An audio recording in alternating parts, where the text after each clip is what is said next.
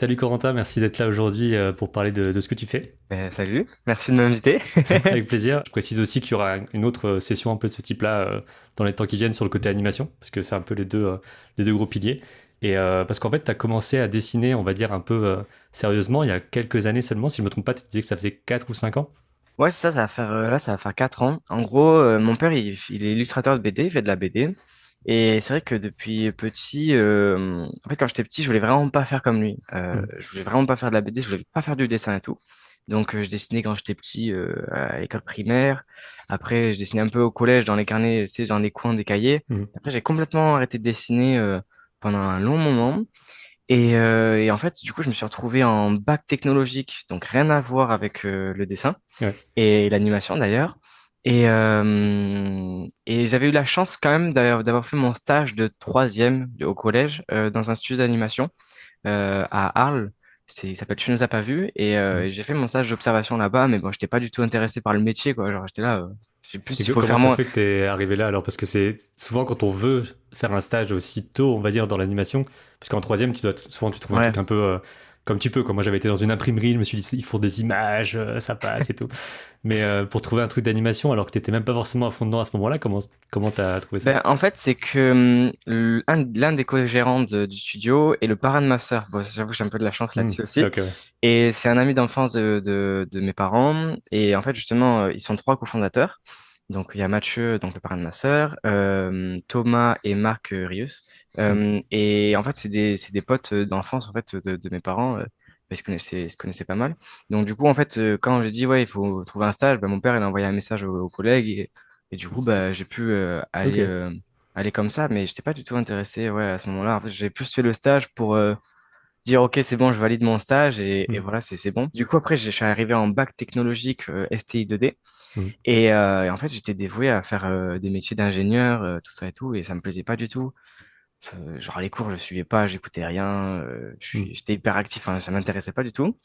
Et à un moment donné, fin lycée, genre c'était en début 2021, 2022, je crois, un truc comme ça. C'était décembre 2021 à peu près, voilà. Je regardais une vidéo de Squeezie, mais rien à voir et tout ça. Et la vidéo skip, et en fait, je tombe sur une de tes vidéos où tu interviewais Lou Boucher, Hmm. qui montrait ses animes sur Primal. Et Première interview d'ailleurs, on va dire, de la longue liste d'interviews. C'était un peu mm, le truc où j'ai commencé à en faire, quoi. bah, franchement, moi, ça m'a trop aidé parce que du coup, enfin, j'ai vu, moi, c'était le shot où il y avait l'araignée là qui Hmm. m'envoyait valser le T-Rex partout. Et j'ai fait, j'étais comme ça, j'étais allongé sur mon lit. D'un coup, je me suis relevé, je fais, comment ça, c'est quoi ce Ouais. truc de ouf? Et après, là, j'ai fait le lien avec, bah, du coup, mon stage de troisième, tout ça. Et j'ai fait, ok, c'est ça que je veux faire. Mais genre, c'est déclic comme ça, quoi. C'est Hmm. genre, du jour au lendemain. Et après, bah, du coup, t'as commencé à sortir toutes les interviews métiers avec d'artistes et différents. Et du coup, j'ai commencé à regarder tous les métiers un peu de l'animation, à tous les découvrir un peu plus. Et en fait, j'ai un peu refait mon stage de troisième, mais du coup, grâce aux Hmm. interviews. Et je les ai toutes regardées en boucle. Il y en a certains, je les regardais plusieurs fois et tout. Et après, bah, du coup, j'étais beaucoup plus attiré par le métier d'animateur. Et en fait, ouais, c'est comme ça, au bout d'une semaine, je suis retourné voir mon père et je dis, bah, c'est ça que je veux faire, quoi. En fait, j'avais mon bac donc là, c'était allez, enfin, c'était fin décembre à peu près, du coup, 2021. Et j'avais mon bac en avril Hmm. 2022. Donc, j'avais 6 mois. Et justement, il m'a dit, bah, intéresse-toi vers les écoles parce que moi, il y avait Parcoursup, tout ça et tout à faire. C'est un peu une galère et moi, je voulais pas du tout le faire. Et du coup, ben, grâce à Mathieu, le co-gérant de Tu ne nous as pas vu, ben, moi j'ai eu connaissance de l'école des nouvelles images, l'école dans laquelle je suis en ce moment. Et mon père m'a dit, ben, regarde les dates d'entrée, enfin de concours. Et il m'a dit, prends les dernières dates parce que, en gros, il avait regardé tous mes dessins. Il m'a dit, amène-moi tous tes dessins. Sauf que Hmm. moi, j'avais zéro dessin parce que je dessinais pas. Donc, j'ai arraché les coins de mes cours avec les petits dessins que je faisais dans mes Ouais. cahiers, quoi. C'était des trucs, mais c'était très, très nul, quoi. Il y avait rien, quoi. Et du coup, il a regardé tous ces coins de page déchirés, tout ça et tout. Et il m'a fait, bah, en fait, là, il m'a dit, c'est quand tes dates de concours? Je lui ai dit, bah, la dernière session de prépa, c'est dans 3 mois. Et la dernière session pour la première année, du coup, l'école où je suis, c'est dans 6 mois, quoi. Hmm. Il m'a dit, OK, il m'a dit, mets-toi ça dans la tête, tu ne rentreras pas cette année. Il m'a dit, là, enfin, t'as rien, quoi. Genre, c'est impossible que tu rentres et tout. Et donc là, c'est là où ça m'a donné un déclic aussi de se dire, ah ouais, ok, voilà, je suis dans la merde, il va falloir Hmm. que je travaille à fond. Donc à partir de ce jour-là, en gros, j'ai commencé directement à bosser à fond le dessin. L'avantage, c'est que comme j'avais aucune base, j'avais rien, il m'a direct lancé sur du dessin académique Hmm. et du dessin d'observation, de la gesture. T'avais peut-être pas Et de mauvaises habitudes à perdre aussi potentiellement. bah, c'est ça en fait le truc, c'est que du coup, en fait, je savais pas tenir un crayon, je savais rien faire et tout, donc je suis parti directement sur des bons conseils, des bonnes Hmm. bases. Genre avant, je dessinais, je tenais mon crayon, bah voilà, comme Hmm. on Comme si tient le t'écrivais, quoi. crayon, comme si j'écrivais quoi. Et en fait, après au fur et à mesure, j'ai appris à tenir mon crayon d'une façon différente. En gros, c'est une façon plus euh, Dans ouais. la continuité du poignet, on va dire, pour Ouais, c'est avoir les ça, gestes voilà. comme ça, quoi. Comme ça, à peu près. Et en gros, ça me permet de faire quoi? Parce que ça me permet de bloquer mon poignet et de vraiment dessiner avec l'épaule, avec le bras et avoir Hmm. des traits vraiment fluides et ronds, travailler vraiment la fluidité de mon trait. Qu'en fait, imaginons, quand je dessine sur de la feuille à 3, imaginons, je veux faire du coin de la feuille ici au coin de la feuille là. Ben, si je tiens mon crayon comme ça, je peux pas, en fait, je suis limité à cette partie-là, quoi. Hmm. Et Et du après, ça coup, va être tout c'est, tremblant, rigide, quoi. ouais, Hmm. ça, et après, je vais devoir repasser plusieurs fois et au final, je vais pas avoir un trait droit.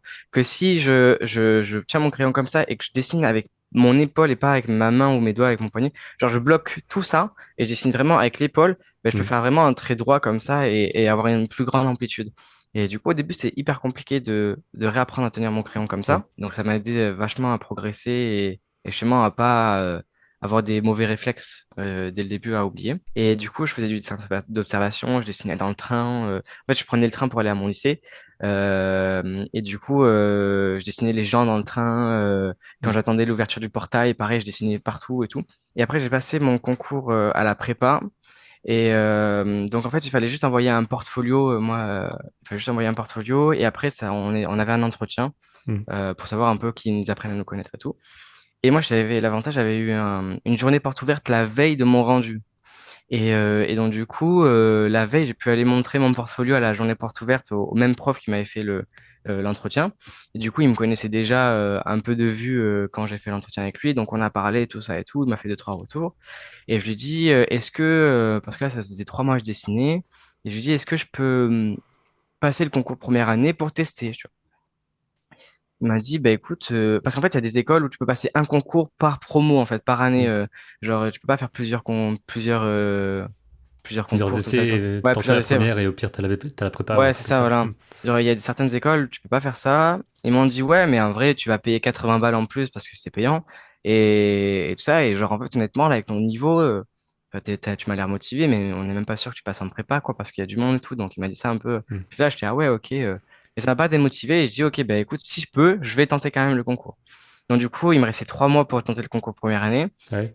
Pendant ces 3 mois, j'ai eu la réponse de la prépa et j'avais été pris en prépa. Donc, du coup, j'étais trop content, j'étais hyper boosté.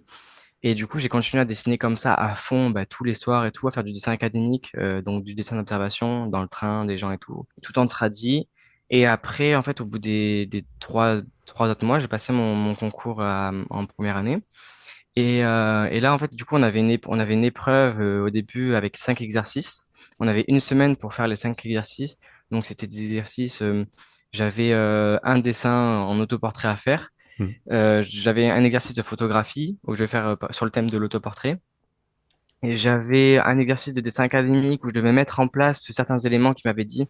Enfin, j'avais une boîte de céréales, une cuillère, un verre, tout ça et tout. Et il fallait que je le dessine de manière académique et dans la structure. Genre pas faire d'ombre, de lumière, tout Hmm. ça. C'est vraiment dessiner la structure de mes volumes, de mes objets et tout. Et c'est-à-dire que ça, c'était à faire chez soi. Ouais, ça, c'était C'est un... particulier, ça, je trouve, parce que je sais que de mon côté, dans les écoles, moi j'ai tenté deux écoles, c'est les Beaux-Arts à Nancy et à Metz, pour finir à Metz à la fin. Et c'était des trucs où c'était que sur place, quoi. Même Ouais, les non, épreuves de dessin et tout, je crois, enfin, sauf si je me trompe, mais je crois vraiment que c'était, vous avez X heures pour le faire, et ensuite, à la fin, vous le donnez, quoi. ouais, je vois. Du coup, j'avais passé la première étape. Genre, j'étais tout juste, j'avais eu 34 sur 60, un truc comme ça. J'étais à 4 points, j'avais eu la moyenne. Et en fait, à l'entretien, j'étais passé directement avec le directeur. Genre, j'étais le lundi matin à 8 heures et tout. Hmm. Je passais avec le directeur et je lui ai dit, il m'a dit, ouais, et tout, comment ça va, tout ça. Il m'a dit, bah, du coup, depuis combien de temps que tu dessines, tout ça et tout, ça fait un petit moment, là, et tout. Et je dis, bah non, là, ça va faire genre 6 mois que je me suis mis au dessin à fond et tout. J'avais aussi commencé à me faire une culture un peu cinématographique Hmm. parce que je savais que c'était important et me l'avait dit lors des journées portes ouvertes. Du coup, j'avais commencé à regarder du Kurosawa, du Kubrick, Hitchcock, aussi Chaplin, tout ça, enfin vraiment des anciens trucs. Et je pense que ça a joué aussi vachement à l'entretien parce qu'il m'a dit niveau culture cinématographique, t'en es où? Et je dis Hmm. bah écoute, là j'ai fini le CD là avec de Kurosawa, je me suis tout maté et tout, j'ai kiffé. Et du coup, je pense le fait que ça faisait pas longtemps que je dessine, ça l'avait un peu dit ok bon, ça fait pas trop longtemps qu'il dessine. Si dans un mois il se dit bah en fait c'est pas son truc, bah c'est dommage Hmm. quoi. Enfin genre ils ont recruté Oui, la mauvaise personne. ça peut être vu comme les deux choses en fait. Soit ça fait pas longtemps, donc c'est peut-être juste une phase, soit justement c'est parce que t'es méga déter et tout, et Ouais, que ça va être bien. Donc carrément. tu sais pas trop où te mettre quoi. Ouais, c'est pour ça que bah, justement ils font les entretiens à fond maintenant. Et après quand je lui dis bah, je commençais à regarder du Kurosawa tout ça et tout, il m'a dit ok genre c'est cool parce que généralement les gens ils disent ouais moi j'aime bien Ghibli quoi, Hmm. mais ou Disney mais genre c'est Oui, cool oui, mais tout le monde. c'est les premières choses, on va dire, et après, sans vouloir forcément dire il faut regarder des trucs hyper obscurs, mais juste essayer de voir quelles sont les autres choses. Et Mm, parce que là, quand on parle des trucs que tu as regardés, c'est justement, c'est pas les trucs obscurs, c'est les gigas classiques, mais plus anciens, quoi. En fait, c'est des classiques, mais inconnus, genre presque. Hmm. Genre, quand on rentre, quand on sort du lycée, ben, très peu d'élèves connaissent ça, quoi. Hmm. C'est des classiques quand tu es vraiment dans le monde, j'ai l'impression, du cinéma ou de l'animation. Et forcément, après, tu dis, OK, c'est des références absolues. Parce que Ouais. surtout, Tu par te exemple, comprends quand tu, l'héritage que ça a aussi derrière. bah ouais, surtout c'est la base, c'est de là où vient le cinéma quoi. Genre Hmm. euh, par exemple j'avais vu sur les sept samouraïs de Kurosawa. Mais en gros il y a plein de scènes qui ont été reprises dans Star Wars derrière. En Mhm. fait quand je les mets à côté, je fais mais putain Ouais. c'est du copier-coller presque. Et en Oui, fait puis je crois que c'est pas dans celui-là, mais où il y a plus ou moins R2D2 et C3PO, quoi, le petit et le grand qui discutent, qui sont les alliés du gars. Enfin, t'as ouais. tous ces trucs-là. Chaplin, Ouais. c'est le pantomime originel, on va dire, pour l'animation et tout ce qui est body mecha, tu peux l'étudier, quoi. Ah mais carrément bah, c'est ce qu'ils nous disent maintenant quand on fait de l'anime de regarder ça à fond, Hmm. de regarder Chaplin et tout à fond et mais ouais du coup j'ai commencé à me construire cette culture-là et c'est hyper important aussi même pour travailler son dessin parce que tu peux mettre pause et dessiner des gestures surtout bah, sur du Chaplin tout ça et tout où justement tout est dans joué dans le corps en fait Hmm. et genre il y a vraiment des posings hyper expressifs quoi et du coup je regardais tout ça et au final après genre je crois 2 jours après mon entretien genre j'avais eu la réponse alors qu'ils n'avaient pas fini les entretiens. Genre, Ok. j'avais eu la réponse, dire, OK, ben, vous êtes pris en première année. Et donc là, genre, c'était le saut de joie. Hmm. Je suis arrivé avec mon père et je lui ai montré le mail. Je lui ai dit, hé, tu vois, tu m'as dit, tu vois, je vais faire une année sabbatique. Non, je rentre direct. Et donc, du coup, j'étais trop content. Et donc là, j'avais le bac parce que du coup, forcément, là, j'ai passé mon concours en avril. Genre, je crois que c'était le 15 avril. J'avais le bac le 27, quoi. Donc, Hmm. genre, Et si t'as pas le bac, j'imagine que t'as pas le droit de rentrer dans l'école. Il y a un délire comme ça, deux, il faut la première, en, En premier vrai, pass, quoi. il y en a, ils sont rentrés sans le bac, Ah ouais, ok. mais c'est quand même très conseillé d'avoir le bac, même après pour. En fait, techniquement, ils s'en foutent un peu parce que c'est pas parce que tu as le bac que tu vas être bon en dessin ou en anime, en fait. Genre, Hmm. le bac, il nous apporte rien quasiment. Mais c'est vrai qu'après, si on veut travailler à l'international, tout ça et tout, parfois, bah, vis-à-vis de l'État, tout ça et tout, c'est cool d'avoir le bac pour obtenir Hmm. je sais pas, des visas ou des papiers. Ça, parce que quand tu l'as, c'est plus simple, quoi. Là, j'ai continué à bosser pendant les vacances à fond, le dessin, parce que pour moi, j'étais encore dans la mentalité, ouais, mais tous les gars qui sont rentrés avec moi, ils vont avoir un niveau gobelin, enfin, Hmm. d'élèves qui sortent des gobelins. Et j'ai dit, là, je vais être à la ramasse et tout. Du coup, je continue à bosser à fond, pareil, le dessin académique, d'observation, la gesture, un peu l'anatomie aussi. Je me suis mis un peu à l'anatomie pendant ce temps-là et pendant les vacances. Après, quand je suis rentré en première année, ben, là, en fait, on revoyait un peu toutes ces bases, tout ce que j'avais vu pendant 3 mois, ben, je les revoyais à deux Hmm. zéro. Et t'es là, ah ouais, enfin, je pensais que tout le monde c'était acquis pour tout le monde, ça. Et en fait, pas du tout. Et Ouais. c'est là que je me suis rendu compte que, ben, en fait, tout ce que j'avais bossé à fond, en me disant, je suis en retard, je suis en retard, je suis en retard, genre, ça allait, quoi. Genre, en vrai, j'étais dans les clous, mais et au final, après, quand je suis arrivé en première année, ben, c'est super bien passé. On Hmm. avait énormément de modèles vivants. Euh, on faisait énormément de modèles vivants, donc des pauses courtes, de la gesture, des pauses plus longues. On faisait jusqu'à des pauses de 1 heure pour travailler justement la lumière, Hmm. tout ça. On faisait énormément de dessins d'observation aussi. Notre prof nous mettait des citrouilles, des fleurs, tout ça et tout. Elle nous faisait varier les médiums. On dessinait une fois à l'angle de Chine, après au fusain, après à la Hmm. sanguine. tout ça. À la peinture aussi, on a fait des trucs. Et en fait, ben, tout ça, ça m'a enrichi niveau culture du médium, tout ça et tout, varier mon médium. Et en même temps, se dire, OK, ben, je peux faire le même dessin avec différents outils. Et en fait, c'était un peu aussi pour comprendre ben, l'outil en soi, parce qu'après, nous, on allait dans la 3D. Hmm. Et justement, bah, en fait, c'est tout ce qu'on apprend à faire en 2D, c'est ce qu'on va essayer de retranscrire en 3D, mais avec un outil différent. Du coup, c'est un peu la mentalité de nous expliquer ça. Bah, si tu veux, on peut peut-être passer aux images Ouais, carrément. pour avoir un peu de support. Ça, c'est des dessins que je faisais justement pendant mon apprentissage avant le concours. Mhm. Donc, ah ouais, je faisais un peu d'animaux, tout ça aussi. Oui, c'est normal aussi au début, mais j'imagine que tu voyais plus ça comme des contours que comme des volumes, même si là, tu as quand même pas mal Mm. d'ombres et tout qui font qu'on sent que tu comprends déjà un peu les volumes. Là, tu vois, là, je crois que j'avais déjà eu mon concours. J'étais pendant les vacances, en Hmm. fait. Regarde, 07 2022. Là, j'avais déjà eu mon concours, je crois. Ce qui m'a beaucoup aidé, en fait, là, en y pensant, parce que aussi, j'ai appris, grâce au conseil de mon père, d'aller directement sur du dessin académique, dessin d'observation, tout ça. Hmm. Quand on dit Euh, dessin académique, c'est en gros reproduire la réalité, quoi, globalement. ouais, c'est ça, c'est essayer d'être le plus juste par rapport à ce qu'on voit. Et du coup, je suivais ses conseils, mais en même temps, je suivais un peu aussi en dessin les 2 minutes tips de Johan. Hmm. Même Donc, quand on à, dit Johan, c'est Johan Baumal ouais, Johan Bauman, ouais, qui est pardon. animateur, qui a une chaîne YouTube, etc. Je Ouais. précise. Du coup, je regardais un peu ses vidéos. Je regardais aussi, tu fais des petits tutos, je me rappelle, des petits tutos dessin et tout. Ça m'aidait vachement. Je crois que tu venais de sortir Calipeg à ce moment-là, où ça faisait Hmm. déjà un an que c'était sorti, un an ou deux. Du coup, je m'étais pris un iPad avec Calipeg et tout à ce moment-là. Et donc, pareil, je dessinais à fond. Et j'ai regardé aussi énormément les cours de Aaron Blaise. Mhm. Je pense que c'est pour ça que j'ai beaucoup de lions.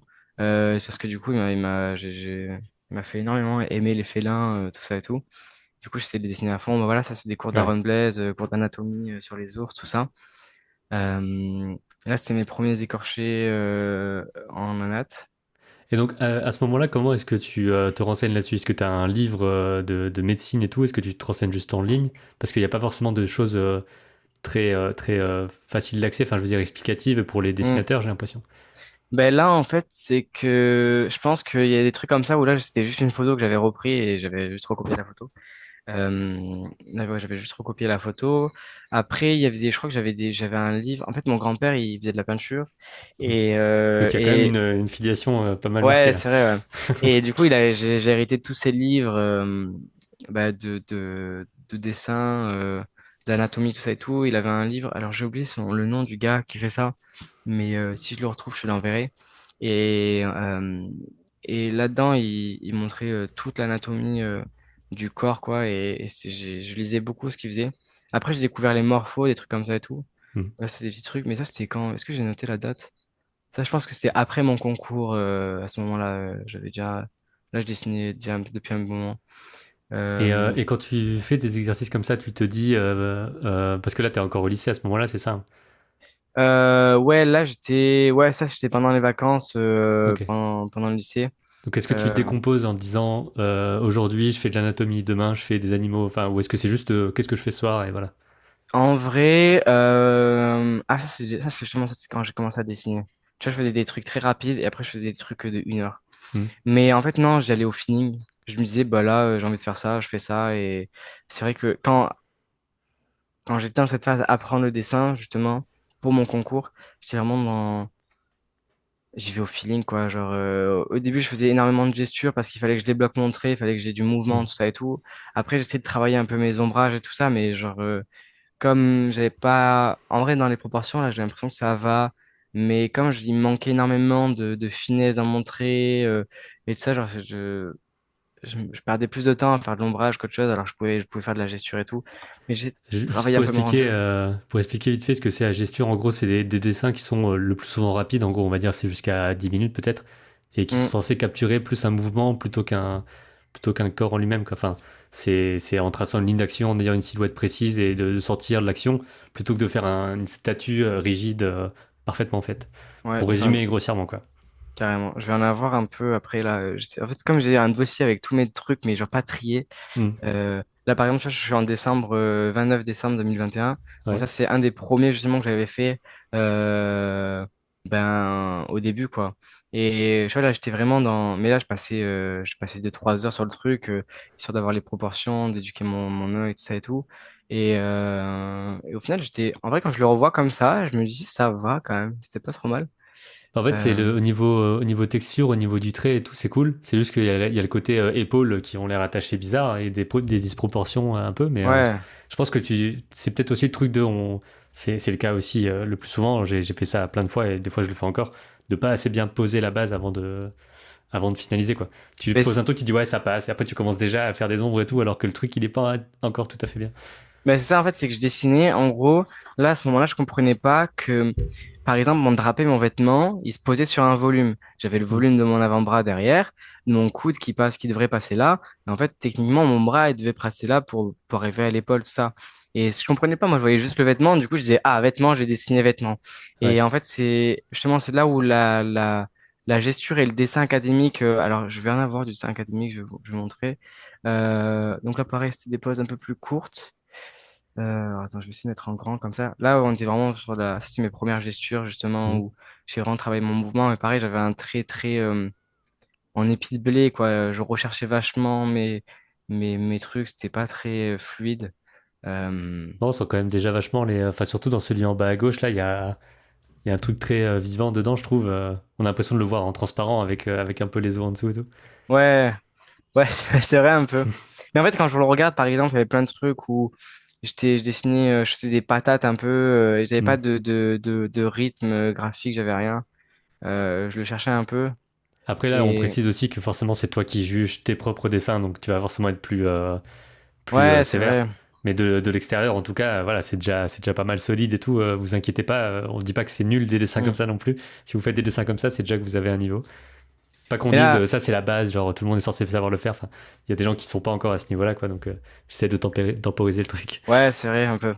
C'est vrai, je me rends pas assez compte, mais Bah par après, exemple là quand sur, c'est nous-mêmes, c'est normal, hein, on a du mal à voir les trucs bien. ouais, par exemple là c'est une gesture que j'avais fait, du coup celle-ci tout seul. Et en gros, ici, ah non, c'est la même en fait. Hmm. En gros, en fait, on voit moi ce que j'avais fait. Et en fait, quand il y a des traits vraiment dynamiques comme ça derrière, c'est que des fois, mon père repassait par-dessus en me Ah disant, OK, d'accord. là, tu devrais faire directement comme ça. Et là, par exemple, on voit le truc dégueu que j'ai fait. Et on voit lui comment, justement, il m'a dit, mais simplifie ça comme ça et tout. Et montrer un peu, essayer de me montrer des fois le dynamisme. Il y a aussi un Euh, truc à ce niveau-là. Alors, je sais pas si je pense pas que ce soit lui qui l'a inventé, mais qui l'a un peu théorisé, on va dire, Michael Mattesi dans ses livres Force. Le côté, tu as une partie courbe, une partie plus anguleuse. Enfin, en gros, qu'il doit y avoir des oppositions entre la partie gauche et la partie droite, on va dire, ouais, d'un volume. tu Et peux ça, c'est un truc, vraiment. une fois que tu te le dis, tu te dis, bah ouais, je vais faire juste une grosse ligne hanche, et derrière, je peux faire un muscle un peu plus bossu et tout, et ça, l'équilibre sera là. Ouais, bah ça, ça aussi, je l'avais vu du coup, dans les livres de Michel Mattesi, que je regardais énormément justement pour apprendre la gesture aussi au début.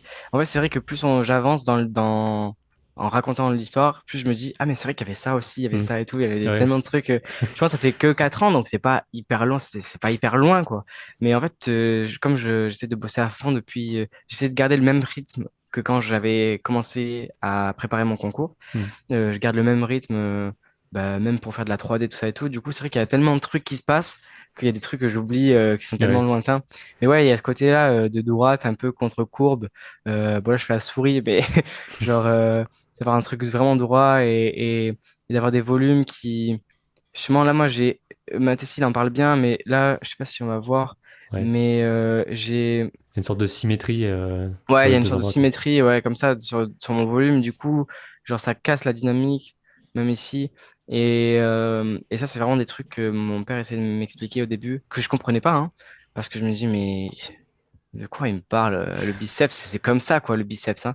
Ouais. Et pour moi, je voyais vraiment un rond, une patate, quoi. Et après, j'ai essayé de comprendre que, ah non, en fait, ça s'accroche, il y a des tendons, tout ça et tout. Il y a un rythme même dans mes muscles. C'est pour ça que je faisais aussi, j'essayais de travailler l'anatomie. Ça aussi, c'est tout bête, mais de noter la date des choses, ça permet d'archiver et tout, de se dire j'ai progressé. Des fois, on s'en rend pas compte. Ouais, c'est vrai qu'avant je le faisais pas assez. C'est pour ça que des fois je vois des trucs qui datent d'il y a pas longtemps et des fois il y a des trucs parce que je triais pas mes dessins. Hmm. Alors Là, je les vois à peu près, mais j'ai au moins, je pense, une dizaine de carnets, genre croquis A3, avec des pauses de 30 secondes, 15 secondes, 1 minute. Et ça d'ailleurs, c'est un truc aussi qu'on peut dire. Là, tout ce que tu montres, c'est sur papier. Et donc, est-ce que tu as un truc à dire là-dessus? Est-ce qu'on t'a conseillé de faire surtout sur papier? Parce que c'est vrai qu'il y a. Moi, je trouve que c'est bien d'avoir du papier quoi qu'il arrive à un moment donné. Et après, peut-être d'alterner avec le numérique selon les besoins et tout. Mais j'ai l'impression que faire ses premiers pas sur papier, c'est bien, mais je sais pas si c'est universel ou pas, tu vois. Ben écoute, moi, je conseille quand même de faire du papier au Mm. maximum au début, parce que euh, on n'a pas tous une Cintiq chez nous avec une grande tablette graphique énorme. Ouais, c'est vrai qu'on pourra pas avoir Euh, le grand format hors papier, ouais. Ouais, c'est ça. Et par exemple, moi, j'avais pas un iPad au début. Enfin, je l'ai eu assez rapidement, mais au début, je l'avais pas. Et donc, moi, j'avais pas le choix. J'avais que du papier, quoi. Et du coup, je suis vite allé sur du format A3 parce que justement, c'est un peu ce que je parlais avec mon crayon de pouvoir avoir des grands gestes Mm.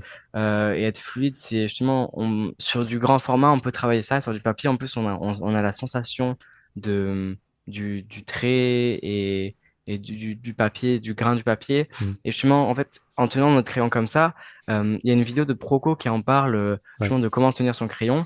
Et en fait, il montre que je peux faire à la fois des traits hyper fins et je peux avoir des traits un peu plus épais, comme ici. Là, j'ai des traits épais et là, j'ai un trait hyper fin droit parce que là, je fais vraiment un trait droit comme ça avec mon crayon. Et sinon, là, je vais arrondir un peu plus. Mm. Et Parce que tu as ça, vraiment le. Bah, on essaie de reproduire ça sur tablette avec leur stylet et tout, ils essayent de faire ça, mais tu as vraiment la pointe et ensuite tu as le tilt, quoi. T'as le bord de l'épaisseur qui lui te permet d'écraser avec le même outil. Donc sur Procreate et tout, ils utilisent des trucs comme ça, mais sur papier, c'est là qu'on a le vrai truc, on va dire.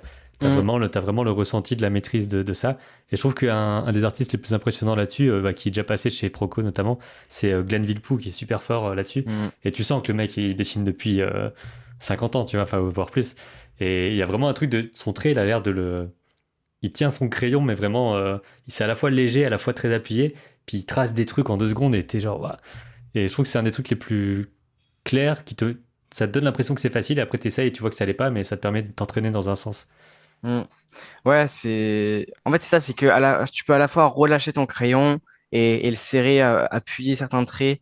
Et, et ça, par exemple, ouais, comme tu disais sur Procreate ou même sur Photoshop et tout, ils essaient de le simuler, Hmm. mais t'as jamais la sensation.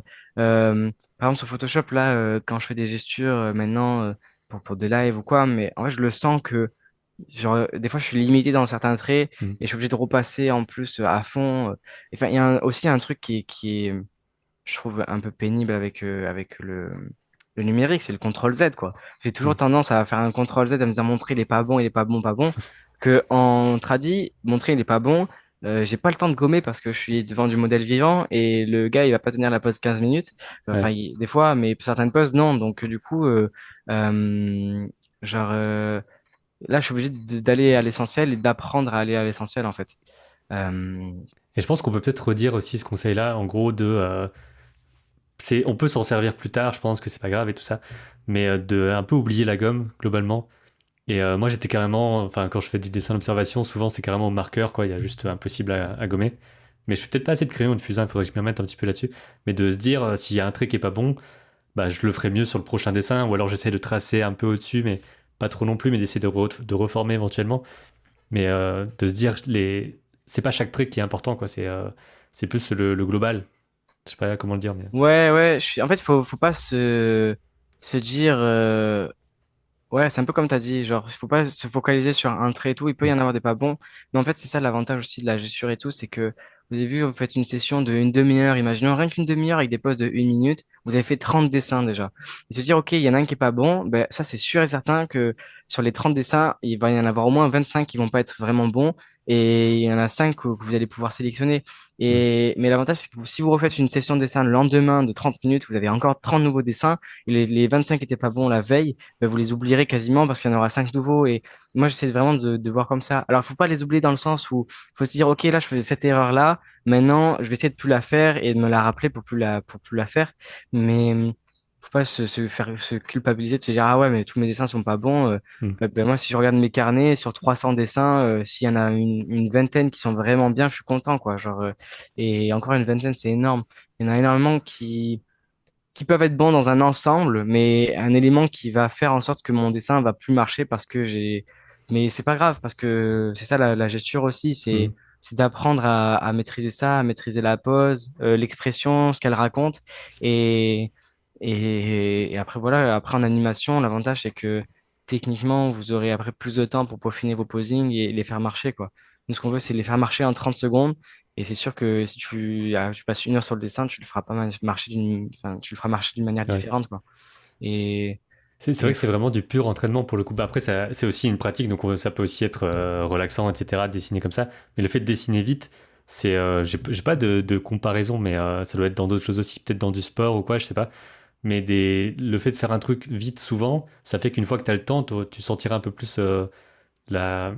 Justement, tu sentiras plus que tu as le temps sur du 5 minutes. Une fois que tu as fait plein de 30 secondes, tu te dis 5 minutes, j'ai tellement de temps, je peux réfléchir à montrer, je peux décider de poser ou pas une ligne et tout, et tu te sens plus tranquille quand tu as quand t'as moins de contraintes. Et la plupart du temps, dans les projets, tu auras moins de contraintes, quoi. Tu vas pas, personne va te demander d'animer avec des pauses qui durent que 30 secondes à chaque fois, quoi. Donc c'est vraiment juste pour libérer ta façon de dessiner et essayer de choper ouais, une façon de faire, quoi. après, moi, c'est vrai que ça m'arrive de le faire, de garder ce truc-là. Par exemple, quand je suis en anime 3D, Mm. des fois, j'essaie de passer en 2D, justement avec de la gesture très rapide, genre vraiment du mouvement vraiment Ah oui. en ref de ouf. Juste essayer de choper un mouvement, de se dire, OK, là, ça marche comme ça et ça bouge comme ça.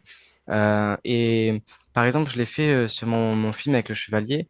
Mm. À un moment donné, j'ai un plan où, en gros, c'est un chevalier qui attaque un petit agent d'entretien qui saute partout. Et à un moment donné, le chevalier, il l'attaque, il lève ses bras en l'air et il donne un gros coup d'épée dans le sol parce que le petit agent il avait sauté, il avait esquivé. Et j'arrivais pas à choper le mouvement en 3D. Je me dis, mais c'est comment il peut faire ça? Comment il lève son épée? Comment il anticipe le mouvement? Et en fait, j'étais passé en 2D, j'avais fait un playblast avec mon décor et tout, et mon mouvement de caméra. Et j'étais passé en 2D sur Calipeg. Et j'avais fait mon ref comme ça rapidement. J'avais trouvé mon mouvement. J'ai fait, OK, ça marche comme ça. Mais ça m'a pris quoi, une demi-heure Mm. pour faire une recherche de deposing, quoi. Et du coup, ça m'a permis après de repasser en 3D et de se dire, ah, ok, là, ça marche comme ça parce que je suivais mon mouvement, même si les proportions n'étaient pas bonnes et que, enfin, j'avais le mouvement, quoi, genre, Ouais. et j'avais la gesture, de mes poses, qui fonctionnait à peu près, quoi. Et du coup, ça m'a servi à, des fois, je repasse comme ça. Après, moi, comme je fais de la 3D, je pense qu'en 2D, certains animateurs, ils vont énormément bosser justement avec ce côté, très, très rough d'abord. Mm. Se dire, ok, je pense qu'il y en a certains qui vont vraiment bosser un mouvement en mode, ils vont y aller à fond comme ça, ils vont voir si ça passe et tout, et après derrière, ils vont peaufiner et tout. Et il y en a, ils vont vraiment bosser. C'est un peu un des principes de l'animation où tu animes en. Alors, mon anglais, ça va être vraiment moche, mais en straight ahead Ouais. ou pose to pose, où soit tu animes d'une façon où tu fais tout d'un coup, tu fais image 1, 2, 3, 4, 5, 6, 7, 8, ou si tu fais l'image 1, après la pose clé à l'image 8, et après tu interpoles. Mhm. Il y en a, ils vont faire. Enfin, ça dépend des techniques. Des fois, je fais du post-to-pose, des fois, je switch parce que je veux vraiment une dynamique, un mouvement. Ça arrive. Mais c'est vrai que ça, bah, on développera forcément dans la vidéo sur l'animation, mais le fait de se dire aussi que l'animation, ça reste des choses fortes en dessin et même la 3D, ça reste aussi de la 2D au final, quoi, sur un écran. Donc, tu as aussi des principes de silhouette, de force dans des poses, d'arc, qui, elles, sont vraiment juste à plat. Donc, Hmm. le dessin, même en 3D, même si c'est pas obligatoire, il y a des gens qui dessinent pas ou qui dessinent mal et qui font de la 3D, mais ça reste une base qui peut servir pour d'autres choses. Même pour, je sais pas si on évoquera ça peut-être après, mais si jamais tu fais aussi des entraînements sur de la composition, sur des couleurs, des trucs comme ça, c'est aussi super important pour de la mise en scène, quoi. Si tu veux faire tes propres storyboards, tes propres films, c'est super important aussi. Donc Ouais, le dessin, quoi qu'il ben, arrive, allez-y, quoi. Y a pas, vous pouvez pas vous louper, je pense, en apprenant à mieux dessiner. Ça va forcément vous servir dans vos métiers artistiques à un moment donné, ou même dans vos passions. là, j'aurai la date, je suis à 3 décembre 2021. C'était Ouais, vraiment donc ça le c'est tout avant le début, concours en ça. tout cas. Ouais, c'est tout début. Déjà, je passais genre des heures là-dessus sur mes dessins. Et donc tout ça c'est dû à 3 parce qu'on se rend pas trop compte là, mais c'est quand Ouais, même un là, truc c'est dû à relativement 3 grand. là, ouais. Ouais, c'est assez grand. Ben, en vrai, je crois pas que je les ai, ceux-là. Mais, ça, c'était à la rentrée. Là, j'étais déjà à l'école, celui-là, parce que ça, Mhm. c'est un pote de classe. Ça s'appelle Jules. Et ça, c'est mon prof. Ouais. Donc, c'est mon prof de son. Mais ça, c'est des posts sur Pinterest. Mais du coup, là, Ouais. j'étais déjà à Ouais, non, l'école. normalement, il y a moins de paysans américains dans ton école. Ouais. Je reconnais les images Pinterest, c'est vraiment les trucs, c'est toujours États-Unis, les gens avec les grosses moustaches et tout. Ouais, mais il y a un compte sur Insta qui poste plein de gars comme ça. J'ai oublié son Ouais, nom. c'est Earth quelque chose. Ouais, un truc comme Faudra que ça. je retrouve, mais oui, oui. Où ils postent, en fait, Mais je sais même pas si les gens sont au courant qu'ils sont pris en photo, mais c'est des portraits de gens dans des foules aux États-Unis. Et des fois, t'en as, ils ont des proportions de dingue et tout, et c'est intéressant ah, c'est à ouf. caricaturer tout ça. C'est trop bien ce compte, il est trop bien. Mm. Et ça, justement, ça, c'est un dessin académique que j'ai fait justement avant de m'entraîner, enfin, pour m'entraîner pour mon concours. Et justement, tu vois, je m'entraînais à à faire des compositions, à mettre des pommes, des trucs comme ça, travailler différents volumes. Ça, Mm. c'est vraiment un exercice que je conseille à tout le monde parce qu'on a tous plein d'objets chez nous qui traînent. Un petit drap, une housse de coussin, tout ça et tout. Et essayez de vous trouver une composition, essayez de la réfléchir, dire, OK, là, je m'inscris dans un triangle ou voilà, encore, elle était pas ouf ma compo, mais avoir plusieurs volumes différents, avoir des ellipses. Enfin des volumes ronds, des sphères, tout ça, des trucs un peu plus compliqués. Et ça, je trouve à travailler, c'est juste trop bien. Donnez-vous un temps limité. Mm. Dire, OK, je me mets qu'une demi-heure ou qu'une heure sur ce dessin. Une heure, c'est bien, je trouve, quand il y a des grosses compositions comme ça. Ouais, Se dire, là, en OK, moins d'une heure, ce sera difficile d'aller dans le détail comme ça. ouais, mais au moins une heure et travailler vraiment au début le côté structure. Genre, c'est au début de travailler vraiment ouais, ça, la structure, le volume de vos objets. Et Ouais. ensuite, derrière, si vous avez le temps, c'est travailler le, l'ombrage, la matière, Et et si la vous faites de la texture, 3D, quoi. vous voyez que c'est très similaire à ce qu'on peut avoir dans un rendu fil de fer et tout en 3D. Ouais, Et avec un ça maillage. aide aussi pour ça, quoi, pour essayer de comprendre vraiment les volumes. Donc je pense que là, ce qu'on peut dire aussi comme conseil là-dessus, sur le côté nature morte, tout ça, et même globalement sur le côté dessin d'observation, c'est que dessiner d'après photo, c'est bien. Enfin, je le fais la plupart du temps beaucoup, mais qu'il y a un truc aussi, enfin, comment dire, avant de dessiner d'après photo correctement, je pense qu'il faut quand même dessiner beaucoup d'après le réel, parce qu'on doit choisir l'angle, on peut tourner autour des choses, on peut manipuler, même sentir un peu les textures et tout, essayer de les tracer. Alors que d'après une photo, on a plus tendance à aller vers le contour, et c'est ce qu'on essaie d'éviter. En fait, sur une photo, le souci, c'est que même si tu vas avoir une appréhension du volume, ça va être plat, en fait. Que quand tu vois le volume devant toi, tu peux vraiment le voir, le sentir, tout ça. Et c'est différent que de regarder une photo, en fait. Genre, c'est pour le coup, tu l'appréhendes vraiment, il est devant toi, le volume. Et comme tu as dit, si ne serait-ce que tu bouges un tout petit peu, genre de 15 centimètres sur la Mm. gauche, sur la droite, ton angle de vue va vraiment changer et ta composition sera plus la même. Et du coup, ça oblige à se dire, OK, genre là, si je bouge un peu, parce que quand je dessine, je suis un peu, tu vois, j'aime bien faire autre chose en même temps, ou je suis un peu hyperactif et je bouge, ben, se concentrer, se dire, OK, je me mets un point de vue et je me fixe ça, sachant que je peux tourner autour aussi et dire, OK, ah ben là, il y a un truc que par exemple, sur le parfum, là, que j'avais fait, bah, en fait, si on voit, j'ai rien respecté parce que j'ai pas travaillé la structure avant, du coup, le Mm. truc, il est un peu tordu. Enfin, même ma boîte, pareil, c'est un peu bizarre. Et du coup, là, j'aurais pu, mais j'aurais dû dire tourner et essayer de comprendre ce que je dessine. Euh, Et aussi ça, enfin, je suis pas certain de ce que je dis, mais je crois qu'on a tous, tout le monde a des capacités différentes en fait aussi là-dessus. Il y a des gens qui vont voir en 3D bien plus facilement. Moi, je sais pas trop comment c'est les gens qui voient pas assez bien en 3D, parce que j'ai l'impression que moi ça va. Mais c'est un truc aussi où ça demande peut-être de l'apprentissage, de bien comprendre les volumes. mm, D'où le fait que les décomposer en forme simple. En gros, les formes simples, c'est une boîte, enfin donc un cube ou tout ce qui est rectangle en volume, cône, cylindre et sphère, on va dire plus ou moins. Et après, on peut tout construire avec ça. ouais. En vrai, ben, là, par exemple, c'est de la photo, mais justement, je trouve que le volume est moins appréhendé que sur sur de la prise de vue réelle comme ça, ou Hmm. ici. Même si j'avais passé plus de temps, du coup, ouais, non, j'avais passé 15-20 minutes. Ouais, je vois, 15-20 minutes, tu vois, j'avais réussi Ouais, même à niveau, faire niveau ça. tracé des ombres et tout, il y a un truc. Mm. Enfin, c'est cohérent, quoi. Voilà, c'était par exemple, je fais du bâtiment aussi. Là, c'est de la photo. Bah, c'est Euh, vrai qu'en soi, pour les bâtiments, forcément, c'est bien aussi de le faire dans la rue et tout. Mais dans la rue, t'es quand même relativement limité à ton point de vue, quoi. Ce sera toujours des trucs en contre-plongée ou des Mm. trucs un peu loin mais cachés par d'autres choses. Si tu veux voir un château de loin comme ça, soit tu vas en haut de la colline, soit c'est une photo, quoi. Mais sinon, tu peux pas trop le voir comme ça, Ouais. quoi. Mais ouais, c'est vrai que là, pour le coup, la photo aide à avoir différents points de vue aussi, Mm. des trucs plus droits. Mais en fait, on reste sur le même principe de dessiner un volume principal et après, derrière, de se dire, OK, là, je peux avoir un vrai... alors, j'essaie de dessiner en même temps par-dessus, mais je peux avoir vraiment un vrai volume ici, comme ça. Et Ouais. après, de le décomposer et se dire, OK, genre, dedans, je vais avoir un autre cube. La Mhm. souris, c'est un peu compliqué, mais, mais je vais avoir un autre cube dedans qui va s'insérer et après, j'en ai un autre qui s'insère dedans ici.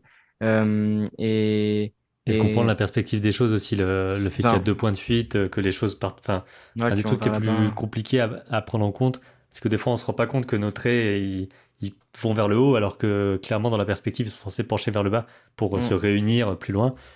Et ça, c'est un truc qui est pas évident à appréhender, je trouve. La perspective, t'as eu des difficultés avec ça en particulier ou ça a été? Ben, en vrai, genre, c'est toujours un peu compliqué au début. Bah, tu vois, genre, quand tu regardes ça, hein, la perspective, elle est vraiment biaisée, elle marche pas trop. Hmm. Mais en fait, à force de faire de la 3D, pour le coup, ça m'aide vachement à la travailler.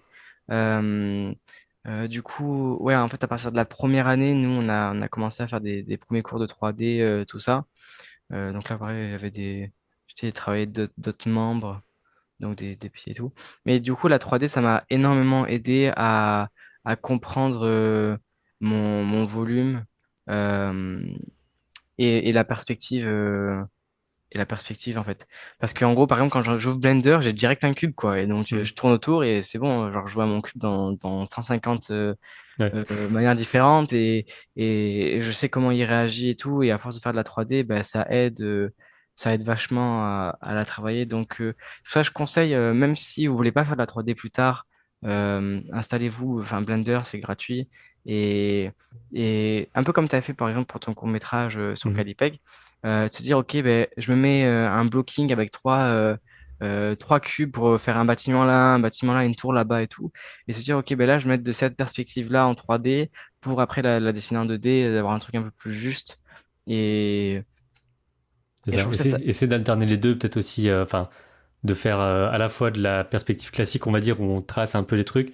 Moi, j'ai jamais été, enfin, à part en cours vraiment quelques fois, de vraiment prendre ta règle et puis calculer les trucs et tout, j'ai déjà fait vite fait, mais la plupart du temps, j'essaie de le saisir un petit peu dans la ligne, un peu comme je ferais une gesture, entre guillemets, enfin, dans le sens où je trace vraiment mes blocs rapidement et ensuite j'affine. Et la 3D, je pense que c'est plus une aide. Une fois que tu sais à peu près faire ça, moi, je suis pas du tout un pro de la perspective, donc je me base là-dessus, je redessine par au-dessus et tout après. Mais peut-être qu'il faut aussi essayer de le faire hors 3D pour voir comment on appréhende les choses.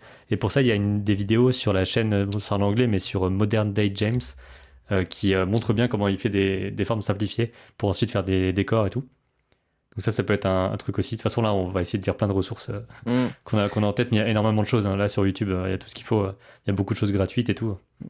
ouais, ça, c'est un truc qui était trop bien quand j'ai commencé à apprendre aussi le dessin, c'est que, en fait, enfin, c'est trop bien, mais à la fois, oui et non, parce que il y a énormément de choses, vous trouvez Hmm. tout sur Internet, mais en même temps, il y a tellement de choses On peut être perdu que, parce qu'il n'y a pas de ouais, cursus précis quand on se forme tout seul. ouais, c'est ça, c'est que si tu peux dire, ah, je vais faire ça et tout, il y a quelqu'un qui parle de ça comme ça, il y en a un autre qui parle de ça comme ça, mais du coup, qu'est-ce qui est vrai, qu'est-ce qui est faux? Hmm. En soi, tout est vrai, tout est faux, mais du coup, c'est à vous d'arriver à dire, ok, ben là, je prends Hmm. pas et tout. Mais en même temps, enfin, tu le fais pas, enfin, ça vient pas tout seul au début, quoi. Genre, ça met du temps à venir, ce truc Faut se de dire, baser sur ah, une méthode, on va dire. De toute façon, après les bases globales de comment faire la perspective et tout, c'est la réalité, on va dire. Donc là-dessus, ouais, les c'est gens vrai. vont dire tous la même chose. Mais Et c'est dans vrai que pour du, juste dans les ressources vite fait, il y a aussi un truc qui s'appelle Drawbox, qui sont des cours de dessin. Enfin, il a aussi un cours, c'est un cours gratuit à la base. Et lui, son truc, c'est de faire, je crois que tu dois faire 200 boîtes sous plein d'angles différents. En, tu te mets le temps que tu veux, mais il va falloir que tu fasses hmm. 200 boîtes, quoi. J'ai jamais fait de dessiner autant de boîtes, mais c'est vraiment un truc pour te forcer à faire la perspective. Et puis les gens, ils font des vidéos, comment j'ai fait le Drawbox, machin. Donc tu as plein de choses comme ça pour s'entraîner. Et puis forcément, il y a des milliers et des milliers de gens qui ont montré comment ils font. Nous, on a eu cet exercice aussi à l'école de faire ça, bon, on n'avait pas 200 boîtes, mais genre, on devait faire 50 boîtes, Hmm. genre 50 cylindres, et on avait des cônes aussi à faire à droite à gauche. Et Mais surtout que c'est par de... défaut, quand tu le fais, t'arrives un peu tout le temps sur les mêmes angles. Tu penses pas aux angles vraiment tordus et tout Hmm. que tu peux voir, ou alors des perspectives déformées et tout. T'arrives vite au bout quand t'as pas. Je pense que le mieux, c'est limite d'avoir un truc, un objet quoi, devant soi ou un truc 3D que tu fais tourner et que tu essaies de dessiner. Mais c'est là au moment où la 3D ça m'aide parce que du coup, en fait, je m'imagine juste mon cube, Blender, imaginons, ou enfin, mon truc sur Hmm. Maya, peu importe, et se dire, ok, genre là, je me déplace. En fait, j'arrive à voir, à me dire, ok, genre mentalement, j'arrive Ouais, tu à tournes me le cube dire, dans ta tête quoi. je tourne le cube dans ma tête et je peux essayer de dessiner bah, toutes ces phases comme ça et tout. Et et bon, ça vient au bout de forcément de 2 3 ans à force d'en faire tous les jours. Mais maintenant, je peux même faire ça avec d'autres volumes, par exemple avec un personnage ou quoi. Hmm. Même si c'est plus compliqué et je vais avoir plus du mal, des fois, à certains moments, ça va être un peu brouillon. Mais je peux avoir le volume global qui se dessine, ou même mon personnage, je peux le simplifier dans un gros cube ou dans un gros, ouais, un gros volume, on va dire, et que ce soit un cylindre ou quoi, et à bouger ce volume-là, et après à mettre justement mon personnage dedans, peu importe dans quel angle. Ça, Ouais. c'est un côté cool. Et il y a une technique aussi pour dessiner la perspective. C'est comme tu disais, enfin, il y a la technique du pendule ou, enfin, ou du poids, où vous mettez un poids avec une corde, et vous prenez une petite ficelle avec un poids au bout, et du coup, ça permet de vraiment voir. Une ligne hyper droite, si je mets mon crayon là, on Hmm. va le voir, mais d'avoir une ligne hyper droite. En dessin académique, et enfin, d'observation sur de la nature morte ou même sur du modèle vivant. C'est ça que justement avec notre crayon, en gros, vous fermez un œil et en fait vous mettez votre crayon et vous essayez de le mettre le plus perpendiculaire au sol en fait. Et se dire ok là je mesure la, le, comment dire, le fait qu'un trait soit vraiment droit, soit vraiment Ouais. perpendiculaire, et se dire, ok, ben en fait, par exemple, sur certains dessins, même sur du modèle vivant, vous pouvez voir, dire, ok, vous mesurez par exemple l'épaule gauche, imaginons, de votre personnage, et vous avez dessiné votre pied qui était là, votre pied droit, imaginons, il était là, je dis n'importe quoi, et en fait, quand vous descendez comme ça sur votre photo, votre modèle vivant, vous dites, ah mais en fait, le pied, il est là parce que quand je dessine, le Ouais. pied, il arrive derrière l'épaule. Et ça peut vraiment aider je sais pas si c'était vraiment très Ouais, en gros, compréhensif comme exemple, mais ça aide c'est un peu vraiment à le se dire, truc de l'équilibre, quoi. Si on a un perso qui, si on trace, on va dire une perpendiculaire depuis la tête, plus ou moins. Je sais pas si c'est le bon endroit, mais peut-être pas. Mais on fait une perpendiculaire et ensuite on voit la masse de personnage qui est à gauche ou à droite et on sait si la personne tombe ou pas, quoi. En gros, si t'es en train de courir et que t'es vachement vers la gauche, ça peut le faire parce que tu vas te rattraper. Mais si t'es censé être mm, statique et que trois quarts de ton corps sont d'un côté, on sait qu'en vrai ça marche pas. Donc il y a des trucs un peu comme ça et je pense que c'est peut-être ça aussi le parce que j'ai jamais trop réussi, moi, la technique du crayon. On a appris ça vite fait à l'école, mais on n'a pas eu assez de modèles vivants, donc moi, je dessinais directement comme ça, quoi. Je faisais pas trop la technique, j'ai jamais trop réussi à le faire, je crois. moi je l'utilise pas trop pour mesurer, un autre j'utilise vraiment pour mesurer avec le pouce et tout. Moi je trouve Ouais, c'est ça, ça, ils enfin, disent là, le coude, il fait ça, donc ensuite, je le reporte ouais, là, machin.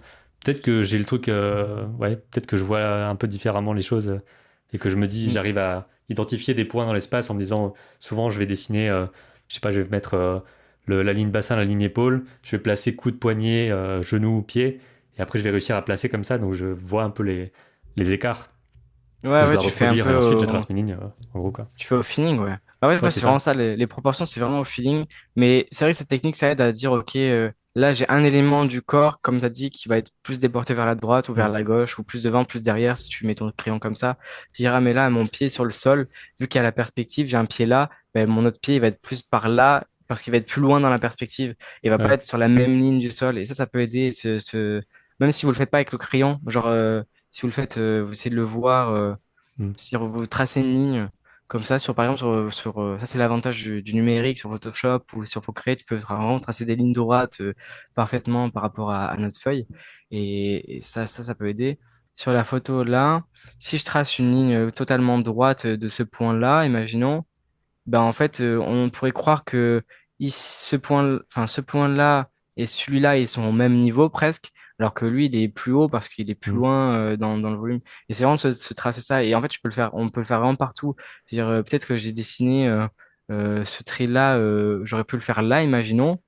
Et en fait, en traçant un trait verticalement comme ça, dire ah ben non, en fait, genre si je descends comme ça, j'ai tout ça d'écart quoi. Ouais. Que dire en fait c'est vraiment et je peux le tracer d'ici aussi et je dis, ah ben en fait, ce point-là, il n'est pas du tout au même niveau que celui-là, en fait. Et moi, par exemple, ici, ben, je l'ai quasiment fait au même niveau. Bon, j'arrive pas à tracer des traits droits, mais Ouais, c'est c'est le pas même évident niveau, là. alors que c'est décalé. Et en fait, ça peut vraiment aider à choper d'autres proportions. Enfin, c'est plus dans la composition, justement. Et Mhm. quand on fait du dessin d'observation, de la nature morte, tout ça, ça peut aider vachement à avoir un truc plus juste au Et la début. contreforme aussi, bah, c'est un peu ça, mais en gros de voir quelle est la forme qui est pas dessinée. Donc là, par exemple, ça permettrait de voir un peu, bah là, sur un dessin comme celui-là, par exemple, le triangle, on va dire, qu'il y a entre le dessous du bras et la poitrine. À quoi il ressemble ce triangle, quoi? Quelle est la forme de la courbe? Et c'est aussi via les espaces vides que tu arrives à définir les espacements, quoi, entre les éléments. Et ça Carrément. vient aussi avec le temps. Peut-être que tout le monde fait pas ça comme ça. Mais souvent, quand il y a deux choses proches, je vais me dire c'est quoi l'écart entre les deux doigts pour savoir où les placer. Hmm. Là, j'ai des gestures un peu. Enfin, je suis en train de regarder en même temps, mais j'ai des Mhm. gestures plus. Là, c'était plus après le. Je vais mettre en grand. Après le concours, je pense, ça. J'ai un peu de tout. Voilà, c'est des trucs que j'avais pas triés, justement. Tu vois, genre ça, c'était vraiment en vrac. Et on voit que tu as Euh, différents traits aussi. Est-ce que c'est conscient de te dire sur cette session-là, j'essaie d'être le plus doux, on va dire, courbe possible. Sur cette session-là, j'essaie d'être le plus anguleux. Là, je mets le moins de traits possible. Est-ce que tu as un peu des choses comme ça ou c'est juste comme ça vient? je pense, des fois, c'est un peu feeling. En fait, genre, souvent, j'ai tendance à. Si je regarde, par exemple, du Matessi, après, j'aurais tendance généralement à faire un peu du Matessi après Hmm. dans ma gesture à moi. Et si, imaginons, je regarde, je sais pas, du Glenkin ou bah, tu parlais de Villepot, tout ça et tout à l'heure, justement, ben, je vais avoir tendance à avoir des traits qui vont se rapprocher de ça parce que, genre, je les aurais vus faire juste avant. Hmm. Et, mais après, c'est vrai que des fois, j'essaie de tenter de nouvelles façons de faire parce que, justement, avec ma Tessie, ce que j'ai appris, c'est vraiment, en fait, comme je faisais énormément de dessins d'observation académiques, bah, modèles vivants et nature morte, euh, j'avais tendance à énormément respecter les proportions et à pas les exagérer à fond ou essayer de me rapprocher au maximum de la réalité. Ouais. Et, Et des fois, ça et peut te desservir ça. ouais, carrément. Et justement, c'était Chris, un des modérateurs du Discord de Johan Bomal, qui m'avait appris ça quand je suis arrivé. Parce qu'en fait, quand j'ai commencé à prendre le dessin, j'ai rapidement rejoint le Discord de Johan. Mhm. Et j'ai énormément appris là-dedans aussi en faisant des sessions de dessin avec tout le monde. Et, et Chris m'a dit, mais enfin, c'est cool, elles sont cool tes gestures, mais il faut que tu arrives à aller plus dans le mouvement, dans l'expression de la pose et d'avoir un truc moins académique et moins anatomique, quoi. Mhm. Et c'est vrai que ça, c'est quelque chose que j'essaye de faire des fois, d'avoir des traits plus synthétiques. Par exemple, sur cette pose-là, je pourrais faire vraiment un trait tout droit pour le bras. Enfin, je pourrais vraiment simplifier certaines choses. Même ici, avoir des traits encore plus dynamiques. Mais, euh, mais pour le coup, bah, genre, c'est quelque chose que j'ai un peu du mal à faire, moi, de sortir de ce côté un peu anatomique. Là, c'est des postes Ouais. il y a un petit moment, je pense, parce que j'avais encore un trait très recherché et très un peu en épi de blé, quoi. Genre, Mhm. et du coup, je pense que ça date d'un petit moment. Et là, tu vois, j'avais des trucs beaucoup plus fluides en. Là, c'était après Matessi, je pense. C'est un Ouais, truc beaucoup plus. Je sais pas comment dire, mais on sent son flow, là, comme il dit, avec les petites flèches et tout dans le livre. ouais, c'est ça. C'est là, je regarde ses cours à fond et j'essaie de faire ça. En plus, j'avais acheté ses brushes sur Photoshop et tout.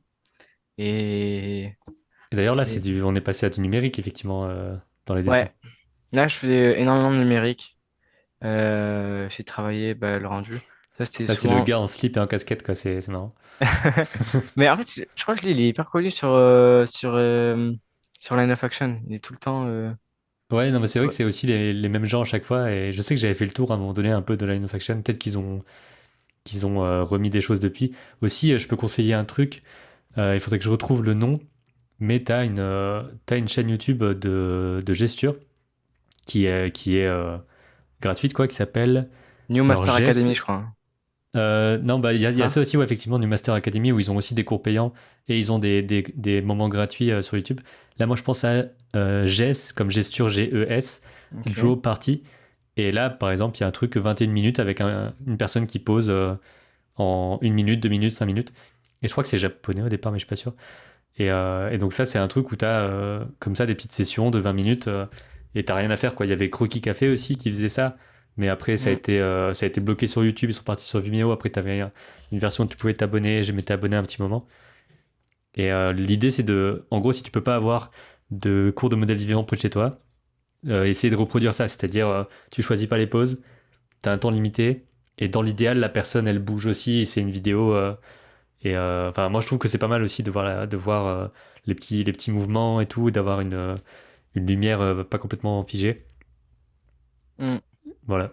Ouais, c'est cool, ça peut permettre à ceux qui n'ont pas l'occasion de faire du vrai modèle vivant Mm. d'avoir un premier Ouais. En jet. sachant qu'il y a ça dans beaucoup de villes et tout, mais il n'y a pas des tonnes de place non plus, j'imagine.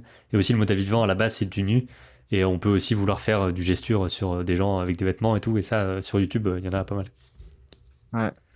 Ça, c'est un des dessins que j'ai fait avec justement le cours de Aaron Blaise. Ouais.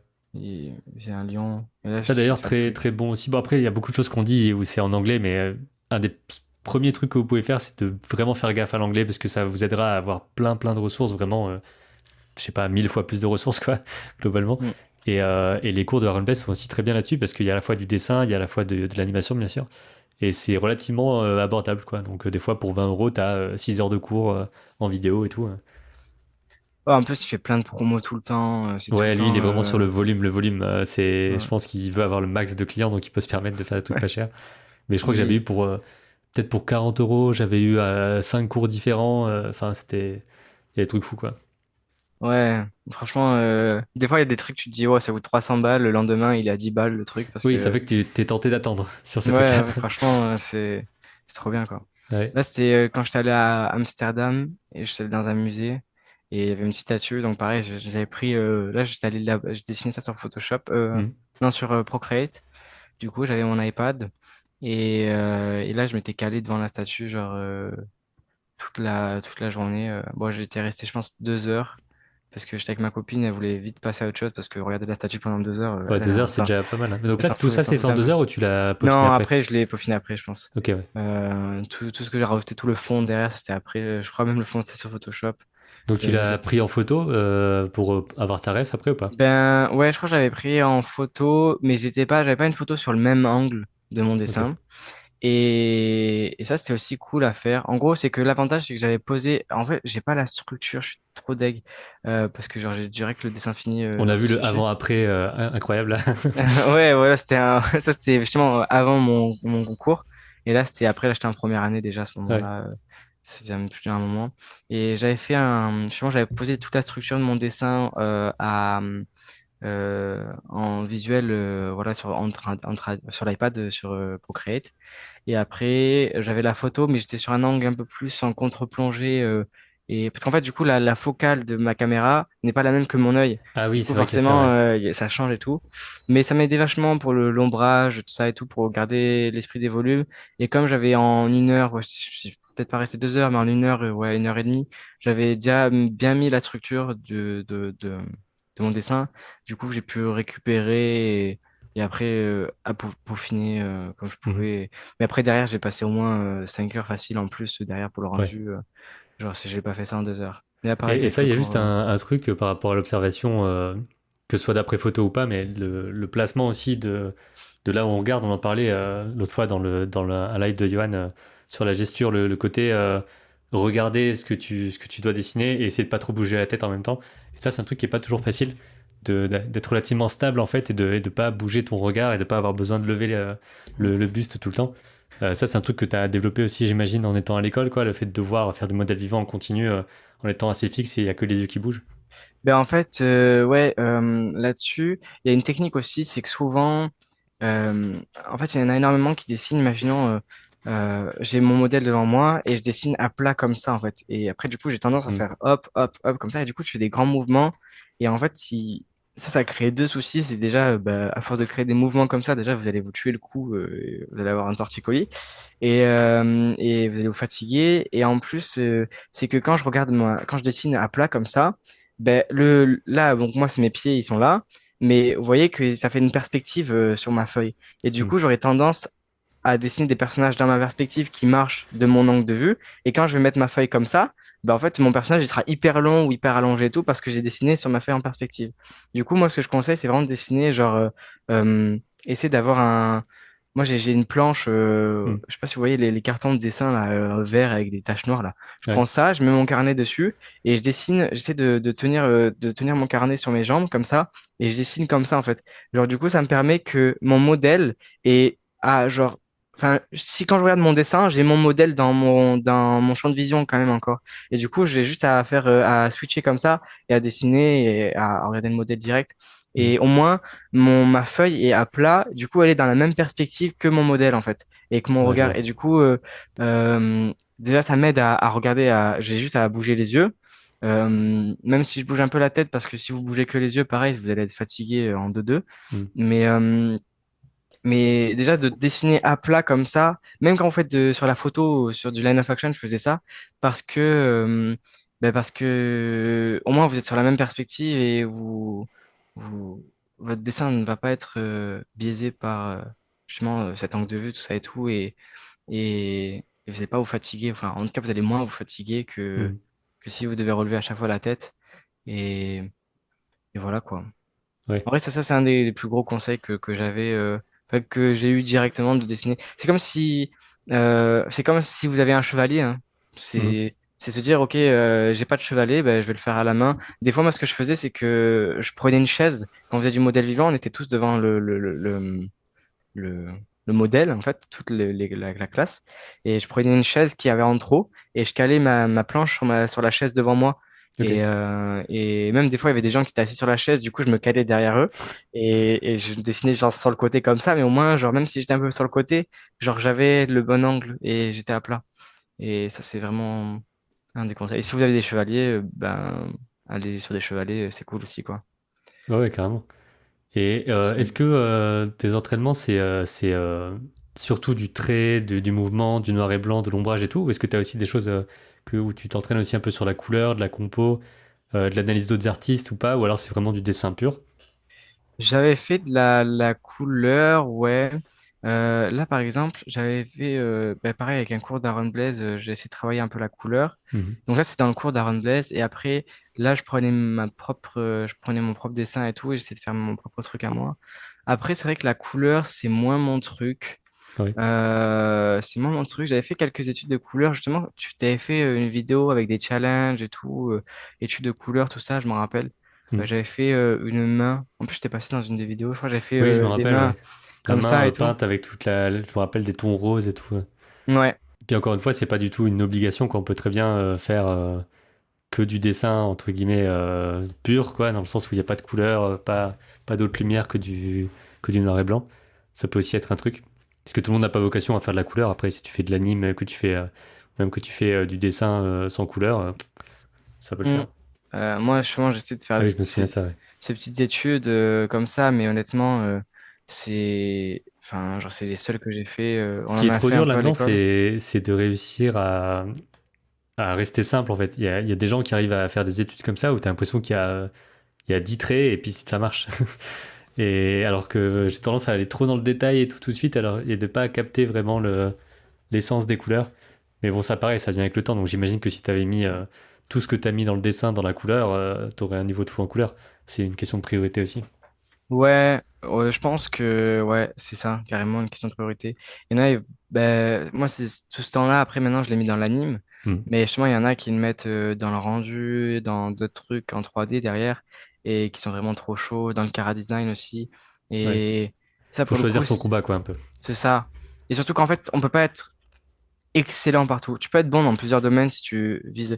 En fait, moi, j'essaie de voir un peu mes compétences comme un camembert. Hmm. C'est-à-dire avec écrit genre niveau anat, niveau anime, niveau rendu 3D, tout ça et tout. Et se dire, ok, ben en fait, tu peux pas euh, être à fond sur tous les points en fait. Si tu cibles par exemple l'anatomie à fond, ben forcément tu vas perdre du volume derrière sur le rendu, sur de l'image, tout ça et tout, parce que ben tu l'auras moins travaillé. Après, moi je dis ça parce que ça fait que 4 ans que je fais du dessin et tout, mais forcément quand ça fait 40 ans que t'en fais ou même Ouais. plus, genre là techniquement tu peux, enfin t'as tellement d'expérience que tu peux viser plusieurs points de, d'expérimentation, je sais pas si ça se dit comme Hmm. ça, mais tu peux être vraiment bon dans plusieurs domaines, mais vraiment bon, quoi. Mais ça vient vraiment au bout. Je pense pas me tromper là-dessus parce que bah, c'est un peu ce qu'ils nous disent pareil en anime, en 3D et tout. Ils nous disent pareil même en animation, tu peux être spécialisé en body mecha, en acting, en combat. Et quelqu'un qui par exemple sait animer genre des shots très dynamiques, il sait pas forcément animer des shots où il fait faire passer une émotion. Hmm. Et il saura le faire, mais il sera moins bon que s'il devait animer un gros combat avec des actions partout et tout, parce que bah c'est souvent ce qu'on essaie de m'apprendre moi dans l'anime, de dire ok, spécialise-toi dans un truc. Moi, la couleur, c'est moins mon truc. Après, c'est pour ça que j'ai pas trop testé ça.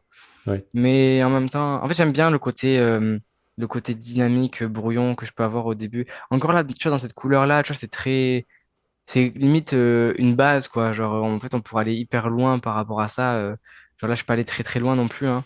Mais genre, il y en a, ils vont pouvoir vraiment aller hyper loin. Par exemple, je pense à Mélanie Clément. Hmm. Elle, c'est ma marraine et elle fait du concept et en couleur, bah, enfin, elle gère de ouf quoi et elle va, T'as l'impression que c'est simple en fait. Quand tu le vois, tu te dis, il y a une palette assez restreinte et tout, et ça fonctionne super bien. ouais, franchement, enfin, c'est avec très peu de couleurs, et elle te fait du volume à fond, de Hmm. fou et tout et c'est des concepts qu'elle a fait, je sais plus pour un petit film ou une petite série. Euh, voilà, et en fait, tu sens vraiment la lumière, la chaleur, tout ça et tout. Ouais. Et ça, c'est quelque chose que je sais pas faire, mais et heureusement, Puis pareil, ça se développe. Pour ça, bah, il y a aussi plein de vidéos sur YouTube et tout ça. Et puis il y a aussi les cours Mm. des gens de Tonko House sur Schoolism qui parlent de comment dessiner. Enfin, je crois que c'est dessiner avec la lumière, peindre avec la lumière, un truc comme ça, le nom du cours. Et là, c'est vraiment un truc observation, mais peinture, quoi. Et ça aide à comprendre un peu tout ce qui est les valeurs, les rebonds de lumière, les lumières ambiantes versus des lumières plus directes ou des lumières diffuses. Enfin, il y a beaucoup de choses et c'est un vrai domaine complet à part. Donc Mm. ça, vous pouvez travailler les deux en même temps, mais ce sera peut-être difficile de faire à la fois le dessin, à la fois les couleurs et lumière, et à la fois l'animation et la 3D par exemple, ça va peut-être être beaucoup. Après, tant que c'est pas votre métier, de toute façon, allez sur tout ce qui vous intéresse, quoi. Carrément, c'est ça. Il faut vraiment pas se limiter à se dire, ah, Mm. ok, enfin, c'est vrai que pour le coup, c'est un peu vrai. Et faux ce qu'on a dit, c'est que enfin, quand vous allez dans le métier, forcément, vous allez avoir des spécialisations et il y a, enfin, des fois, vous pouvez être généraliste, mais selon les studios, c'est assez rare quand même. Mm. Et mais en vrai, faites-vous kiffer quoi. Si derrière vous voulez faire vous dans votre boulot, vous faites je sais pas de l'anime et que derrière vous voulez faire de la couleur ou quoi, ça vous Oui, fait c'est ça. Et plaisir. puis même tout ce qu'on dit là, ça s'applique aussi aux gens qui veulent juste s'améliorer en dessin et qui veulent Totalement. pas en faire un métier du tout. Là, ça peut être un truc de je prends 5 heures dans ma semaine pour m'entraîner et améliorer des choses pour pouvoir peindre des trucs pour moi. Enfin, Mm. voilà. C'est vrai que dans les vidéos, il y a souvent un côté comment faire pour en faire son métier et tout, mais c'est pas obligatoire du tout, hein. Non, carrément pas. Ouais, ça fait vous plaisir. Tu vois, là, j'avais essayé de styliser un peu, mais c'est pas mon truc du Mm. tout de styliser, genre. Ah, ça, c'est vrai De- qu'on part plus sur du design de perso en se disant je pars d'une personne réelle et j'essaie de styliser. Ça, c'est dur aussi parce que je crois que j'arrive assez bien à reproduire des trucs, que ce soit décor ou perso, ça passe si j'ai ma photo à côté et tout ça. Mais dès qu'il faut aller exagérer des choses, déformer, caricaturer, c'est quand même un autre. C'est pas du tout les mêmes choses en fait. Il faut réussir à avoir une Mm. bibliothèque mentale de te dire la personne elle ressemble à ça. Et là, je vais déformer, on va partir sur une forme un peu de poire pour la tête, on va faire ça pour les jambes et t'arrives à la reconnaître, mais sans que ce soit réaliste. Et ça, c'est chaud, quoi. J'ai retrouvé la structure D'accord, ok. Donc ça, que c'est ce j'avais que t'as fait. fait sur place. Je pense que j'avais travaillé plus le volume, mais là, j'avais Mm. quand même supprimé quelques layers. Mais Ça, parce c'est chouette que aussi de voir que tu fais ça en. Tu fais un peu des arcs de cylindre, quoi. ouais, Pour ben dire j'essaie de. l'anglais comme ça. Bah ça, c'était choper le volume bah, de ma cuisse, de mon mollet, de mon bras, tout ça. Je confirme, c'était pas la structure que j'avais fait parce que j'avais déjà dessiné le socle et tout pour placer le Mm. pied, le poids et tout. Mais je pense que c'est quand j'ai commencé à vouloir travailler plus l'ombrage derrière et à Ouais. travailler plus le volume. Et du coup, j'allais à tâtons comme ça. et vraiment essayer de travailler ça, cette idée de dire, ok, ben là, en fait, qu'on sente vraiment qu'il y a un cylindre, qu'il y a, qu'il se passe des choses, quoi, Et je et que suis ça curieux va là-dessus plat. au niveau du trait, enfin on va dire de la brosse utilisée. Est-ce que tu as utilisé différentes couleurs ou est-ce que tu as pris une brosse en appuyant plus ou moins fort comme tu le ferais sur papier? Non, je pense que j'avais utilisé une brosse un peu Ok. en mode, je crois que c'était un truc de base de Photoshop en plus, c'était genre arrondi flou, là, un truc comme ça, là, ou Hmm. arrondi net, là. Et en fait, j'avais juste baissé, si on peut cocher l'opacité selon la pression du stylet. Du coup, quand je passais tout doux, ben, ça faisait genre ça. À force de repasser, en fait, je pouvais marquer un truc et en fait, je repassais juste 100 fois limite. Et du coup, c'est pour ça qu'on a un peu cette texture-là qui se crée. Il y a des moments où c'est un peu blanc et c'est pas vraiment uni. C'est parce qu'à force de repasser, ben, ça faisait des trucs. On voit à la limite les coups de brush, tu vois. Hmm. Et c'est quelque chose qui me dérangeait pas trop. Euh, Bah, c'est un peu comme mais si tu étais sur papier, quoi. Ça reproduit vraiment le truc de t'as un outil et c'est tout. ouais, c'est ça. Et après, là, j'ai peut-être mis un peu des coups de gomme ici pour travailler Ouais, un peu le côté lumière. Mais après, globalement, voilà, quand j'y allais à tâtons. Et là, par exemple, quand je devais marquer vraiment l'ombre ici, je, je repassais plusieurs fois, ou même ici, ok. à fond, quoi. Et voilà. Après, j'ai quelques dessins anatomiques que je faisais aussi. Donc là, là, j'étais à l'école déjà. J'étais déjà rentré dans l'école. Et ça, c'est les premiers cours d'anatomie qu'on avait avec mon prof, du coup, Vincent Leda. Et, et donc là, voilà, il y avait vraiment des cours théoriques. On avait des photos et lui, il faisait le truc et on faisait en même temps et on Ouais. notait. C'est un peu ce qu'on fait pendant les lives de Johan maintenant, pendant sa formation là, de la Summer School. Hmm. Et voilà, c'était vraiment le début. Tu vois, genre là, j'avais pris la photo au tableau.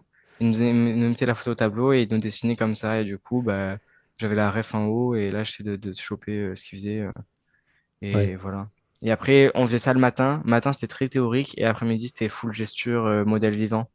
Euh, il y avait un modèle vivant qui venait l'après-midi et on travaillait le dessin normal, quoi. Et à ton Et avis, comment les deux s'alimentent l'un l'autre? Parce que on a l'air de dire aussi que la gesture a moins besoin de l'anatomie, dans le sens où tout n'a pas besoin d'être égal, ou en tout cas on peut très bien exagérer des choses, et que l'anatomie est plus rigide, mais en même temps les deux communiquent. Enfin, c'est important d'avoir un peu les deux. Moi, je manque d'anatomie, par exemple. Je suis plus dans le côté intuitif, des poses rapides, mais le côté anatomique, je suis pas encore au point. ben, en fait, je pense que, tu vois, genre, c'est un peu le truc que je disais avec Chris, c'est que pour moi, en fait, quand tu fais ta gesture, il faut vraiment choper d'abord en priorité, je pense, le mouvement, l'expression et ce que raconte la pose. Le côté anatomique, si tu l'as pas au début, c'est pas forcément grave pour moi. Après, je me trompe peut-être, mais pour moi, genre, c'est vraiment choper le mouvement, la dynamique de la pose. Cependant, quand tu as quelques notions en anatomie, tu peux plus facilement euh, rajouter des éléments dans la gesture anatomique qui vont vraiment rajouter du peps et encore plus de dynamique à ta gesture.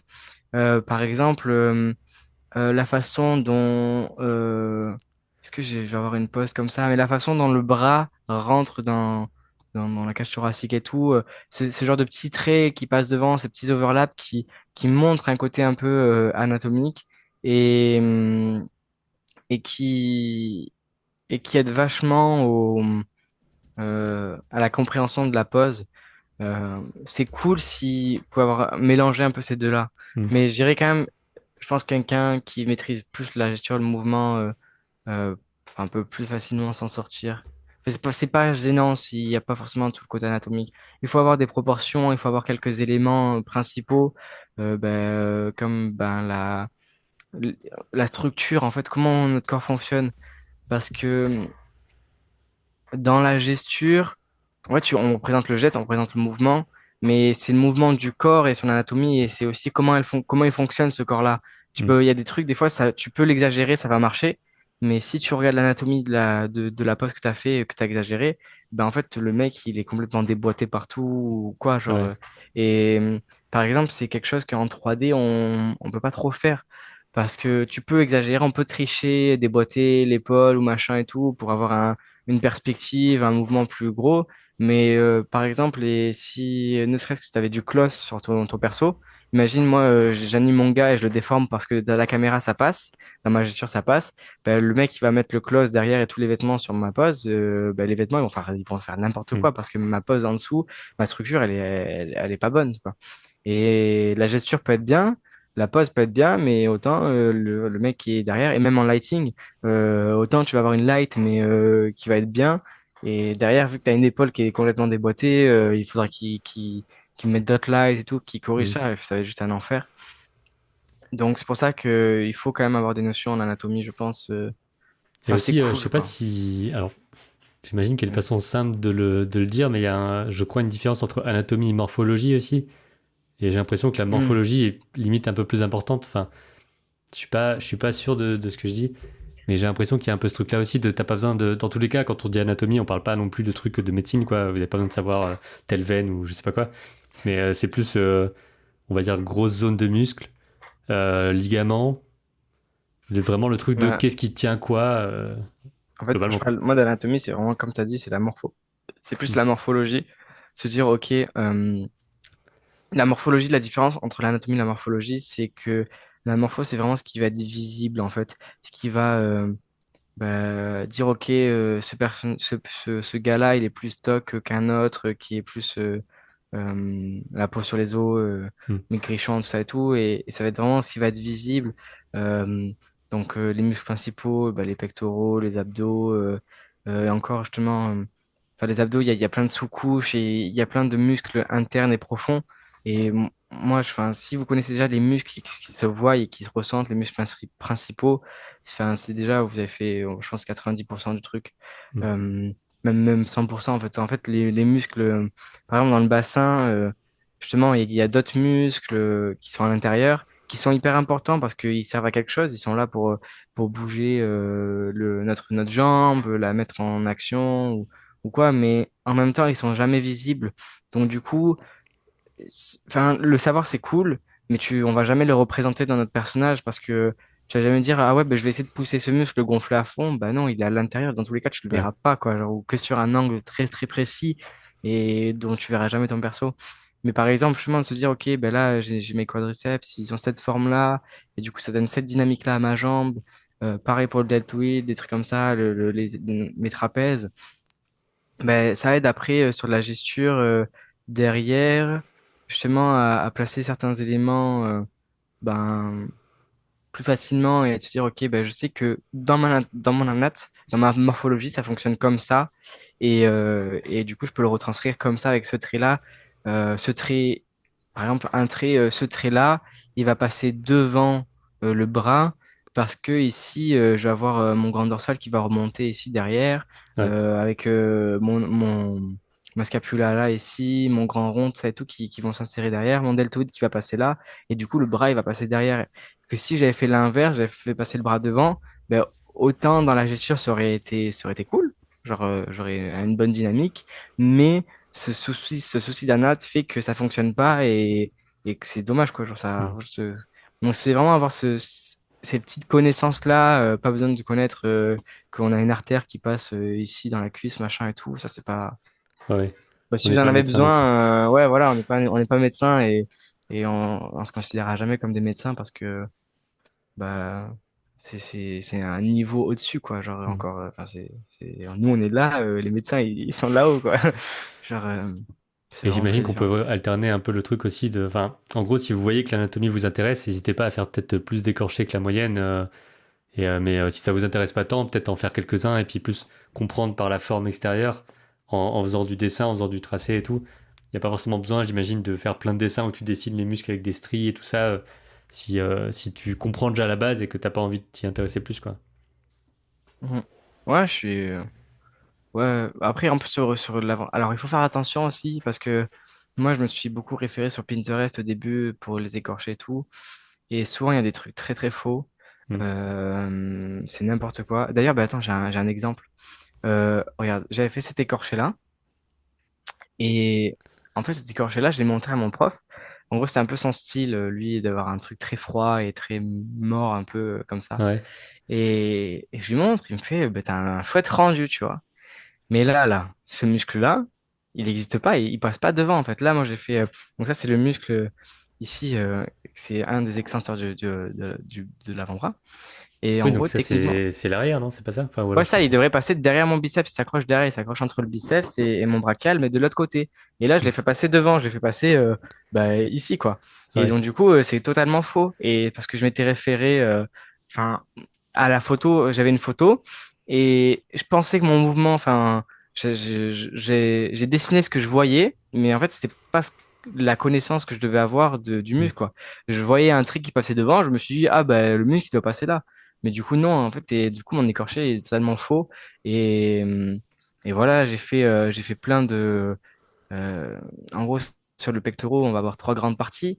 Et, euh, et en fait, là, j'ai fait tellement de stries. Et celui-là, il veut rien dire, quoi. Genre, il est mou, il devrait être direct vers là. Il devrait passer direct comme ça. Ouais. Parce que là, le pec, il est tendu. Parce que comme il est accroché à notre bras, notre humérus, bah, il devrait partir, quoi.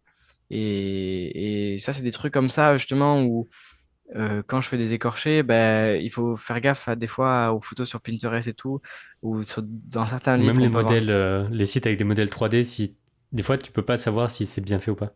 Tu vois, Mais les ceux-là, modèles 3D, tu c'est, peux tourner dans tous les sens là. je trouve que ceux-là, c'est les pires presque, parce que en gros, tout est plat. T'as pas de volume dans les muscles, c'est limite une photo qui est posée sur la peau, et du coup, t'as aucun volume et tout, et t'as l'impression que les muscles, ils font 2 millimètres, quoi, chacun. Hmm. Et, et, et du coup, enfin, c'est moche, quoi. Genre, tu sens rien, tu sens pas l'anatomie et l'écorché de la pose, quoi.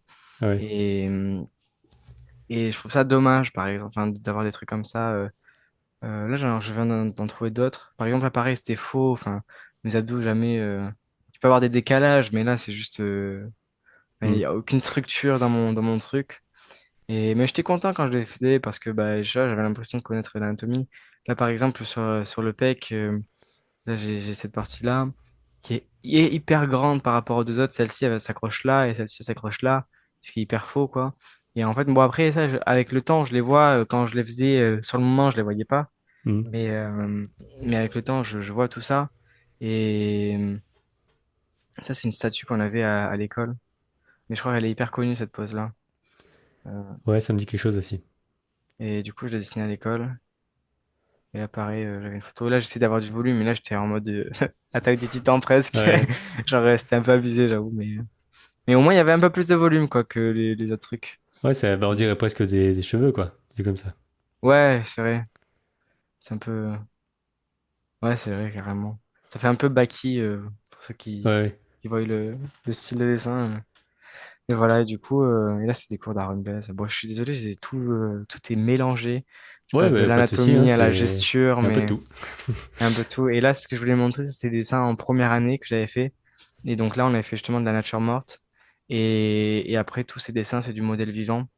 Et on voyait que, bah, tu vois, genre là, je venais de rentrer dans l'école, mais du coup, j'avais pas un trait aussi fluide que je pouvais avoir, que je peux avoir maintenant. Hmm. Là, j'avais un trait vraiment hésitant. Alors parfois, il y avait des trucs vraiment cool, et parfois, c'était vraiment terrible. Et là, du coup, comme je disais au début, on changeait vachement de médium. Là, je passais sur du fusain. Là, c'était de la mine graphique. Ouais. Euh, et là, tu vois, on avait des pauses. Ça, c'était des pauses d'une heure. Ça, c'est vraiment enfin, pour moi, c'est les pires pauses. Parce que pour qu'elle tienne une heure, la modèle, bah, elle est obligée d'avoir une pose assez droite et en équilibre. Et du coup, c'est des poses qui sont pas du tout dynamiques. Et en plus, quand j'étais de dos comme ça, j'avais que le dos.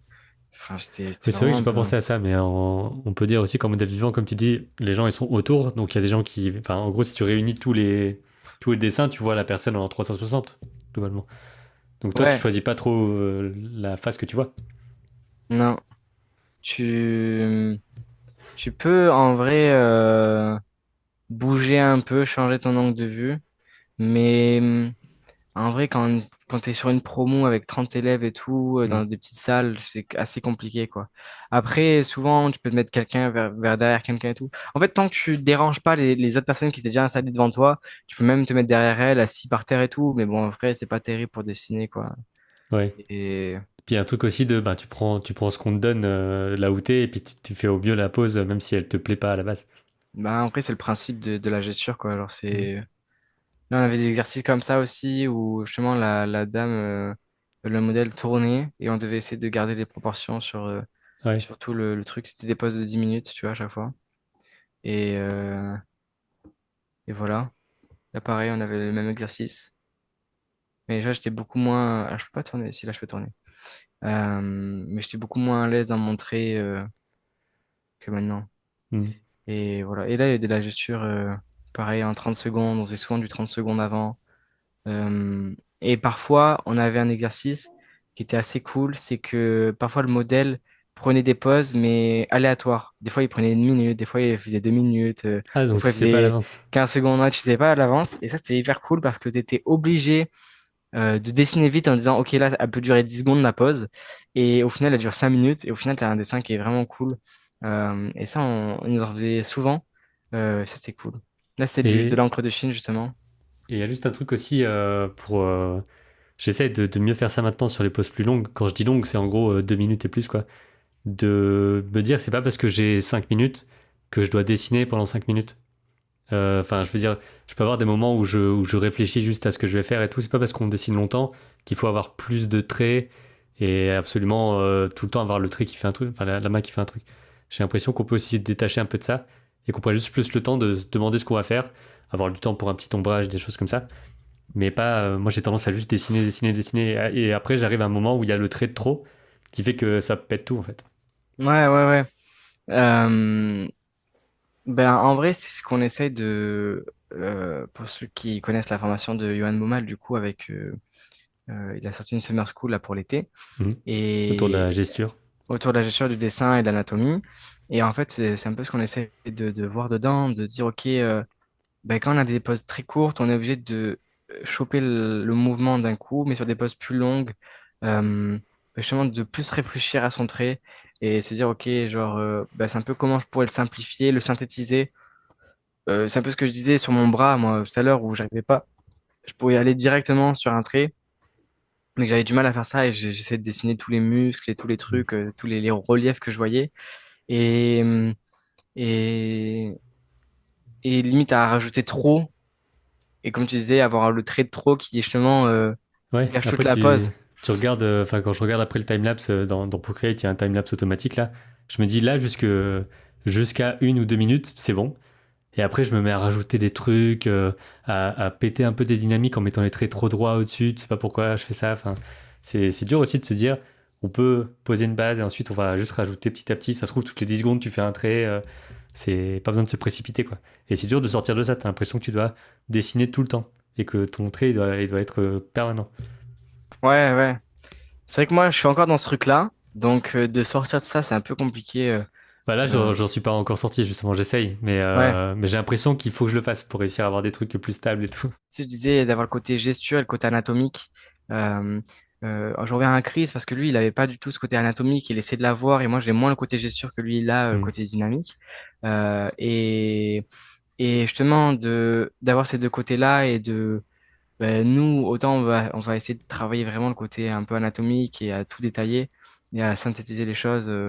Enfin, ça marche dans les deux sens en fait. Autant quand on a vraiment le côté gesture, il faut apprendre le côté anatomique, mais quand Hmm. on a vraiment le côté anatomique, il faut apprendre le côté gesture et synthétique de la pose. Ouais. Euh, voilà. Là, il y a encore du dessin académique, enfin de nature morte. Et justement, là, on faisait du 10 minutes, mais on tournait autour Hmm. du point de vue. Et du coup, Ok. on a fait 40 minutes, 1 heure presque. Et en gros, on tournait autour d'une scène. Voilà. Et bon, en vrai, et je crois même qu'il y avait certains exercices où justement on devait faire ça, mais on n'avait pas le droit de relâcher le crayon. Genre, on n'avait pas le droit de Ah lever le oui. crayon aussi. Ça nous aidait à travailler les trucs. Donc là, c'est la silhouette. Et en fait, le mec posait dans un cintre, enfin dans un truc pour créer un cadre en fait. Hmm. Ça crée un cadre et du coup, on travaillait les espaces négatifs dans le cadre. On avait interdit de bosser le volume dedans. Et donc là, pareil, moi, le cadre là, il était vraiment un plat devant moi. Genre, j'avais que les deux barreaux quoi, ils étaient collés. Ouais. Du coup, bah, j'ai travaillé l'espace négatif derrière. Et là, pareil, on avait ce cadre-là pour travailler les espaces négatifs, la silhouette. Et là, pareil, on travaillait les stylos. Moi, en vrai, on n'avait pas trop le droit de travailler le volume à l'intérieur. Moi, je le faisais un peu parce que j'aimais bien. Hmm. Mais techniquement, dans l'exercice, c'était pas le principe, quoi. Ouais. Et, euh, et ça nous avait, tu vois, tu en parlais tout à l'heure de l'espace négatif, du triangle.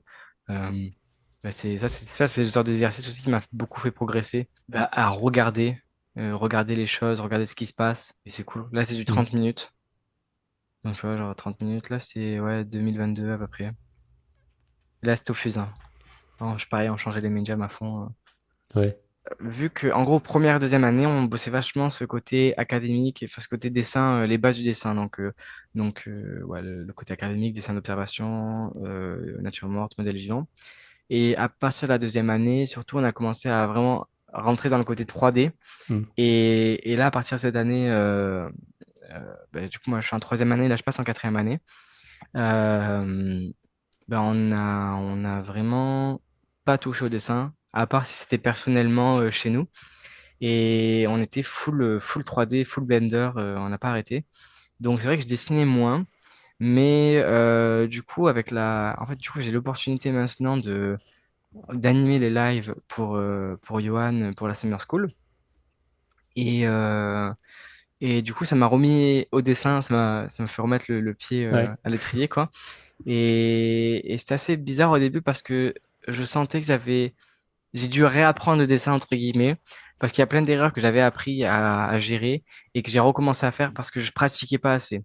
Hmm. Et, et c'est là où, justement, c'est un des conseils que j'aimerais bien donner aussi, c'est essayer au maximum de vous donner au moins, allez, si possible, entre minimum 1 heure et 5 heures par semaine, minimum.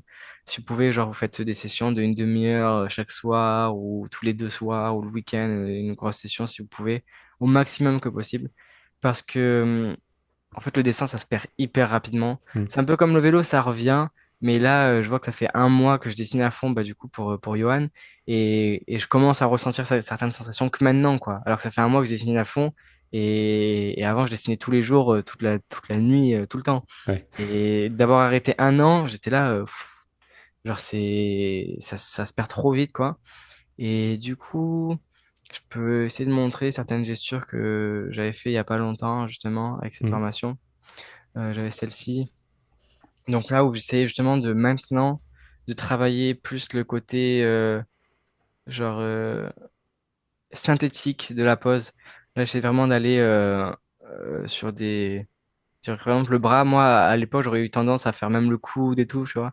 Et là, Ouais. j'essaie vraiment d'aller droit vers ces choses-là, d'avoir des trucs plus Tout en dynamiques. plaçant un petit arc histoire de te dire là, il y a un coude, même si c'est des traits, juste pour qu'on sente un peu où est l'articulation, mais ça reste dans la dynamique, quoi.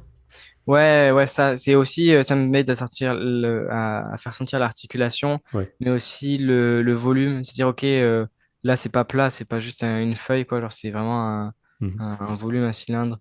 Là, par exemple, sur du 2 minutes, j'avais eu le temps un peu de marquer certains ombrages. Mais est-ce que, tu vois, genre, c'était mieux de marquer l'ombrage ou de peaufiner le bras qui était derrière, qui est un peu moche? Je sais pas. Mais là, du coup, ça, c'est des trucs que je fais dans le train, justement.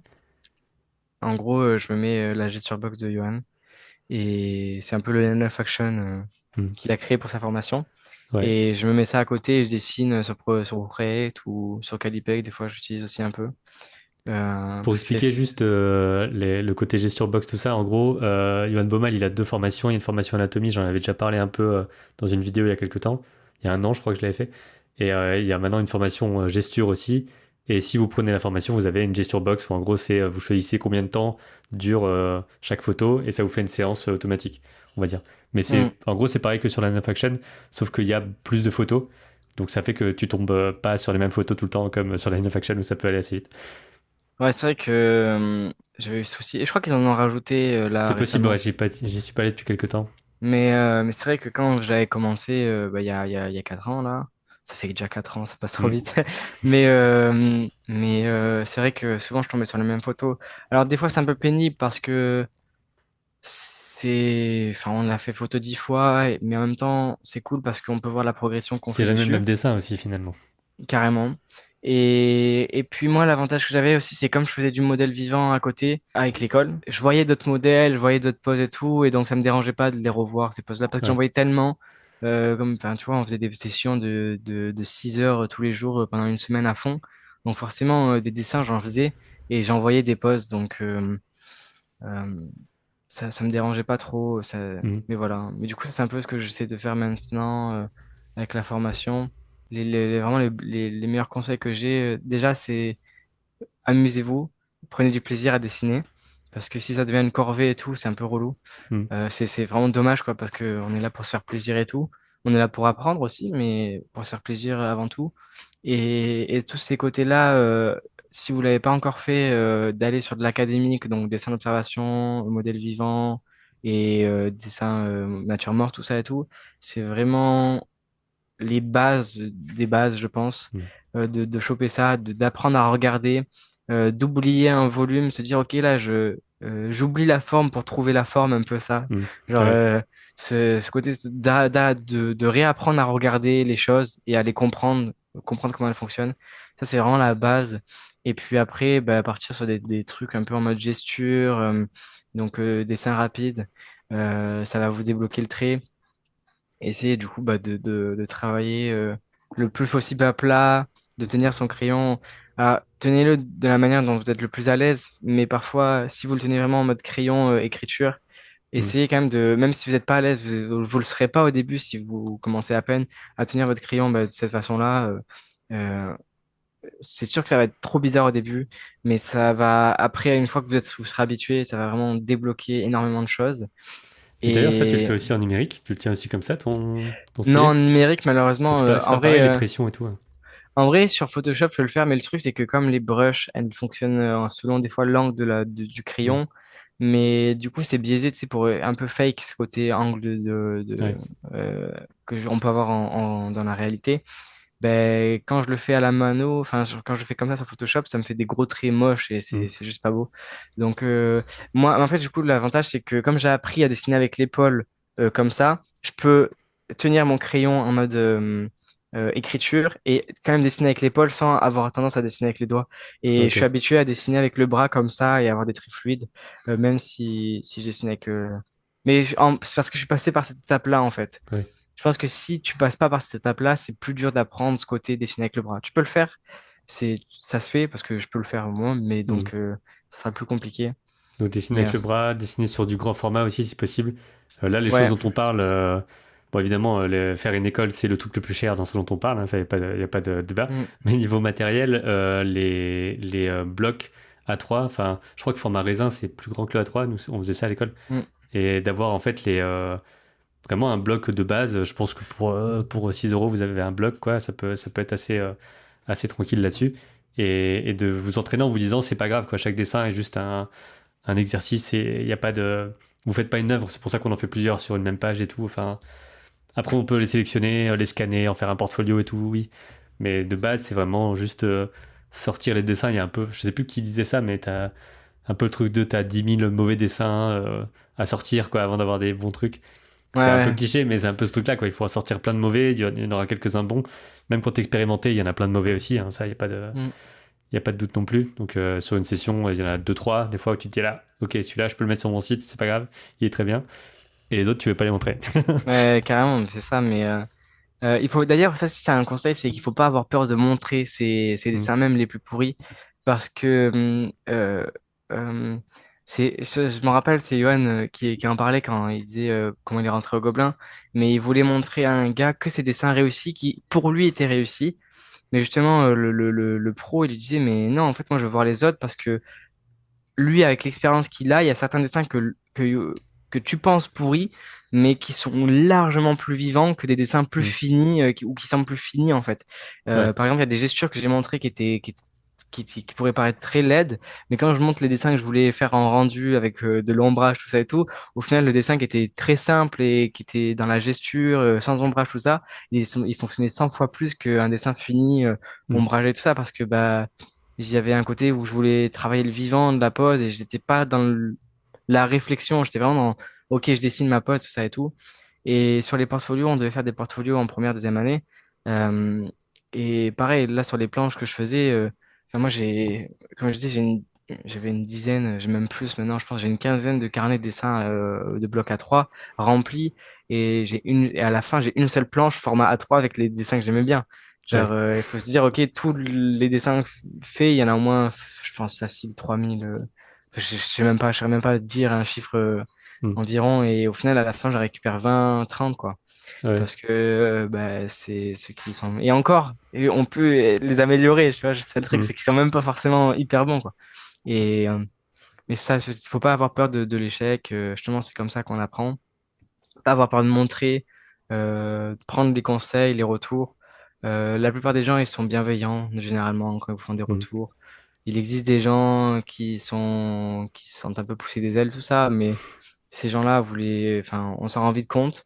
Et des fois, par exemple, même ils peuvent être crus, mais même quand ils sont crus, genre, si vous arrivez à vous détacher de ça, se dire, ah merde, il a critiqué mon dessin et tout, enfin, plus jamais je lui parle et tout, ben non, se dire, ok, ah ouais, il a dit ça, il voit ça comme ça, lui, et si je le voyais, j'essaie de de me Hmm. mettre à sa place, et dire, ah ouais, c'est vrai, il a raison, il a dit d'une façon dégueulasse, mais il a pas forcément tort, ou, enfin, vous pouvez vous poser la question, vous remettre en question, et se dire, ok, genre, pas prendre les choses à cœur. Se dire, ok, est-ce que moi, je sens que j'ai besoin de pousser ça et tout.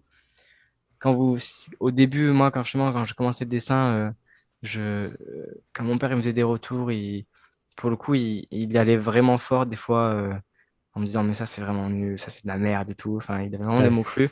Mais pour le coup, genre là, j'étais dans le truc où je devais apprendre de lui, je devais apprendre le dessin.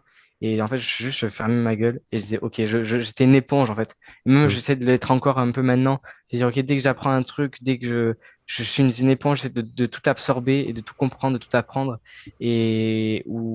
Enfin, ouais, d'essayer de tout comprendre au maximum en tout cas. Et soyez des éponges en fait. C'est juste ça le truc.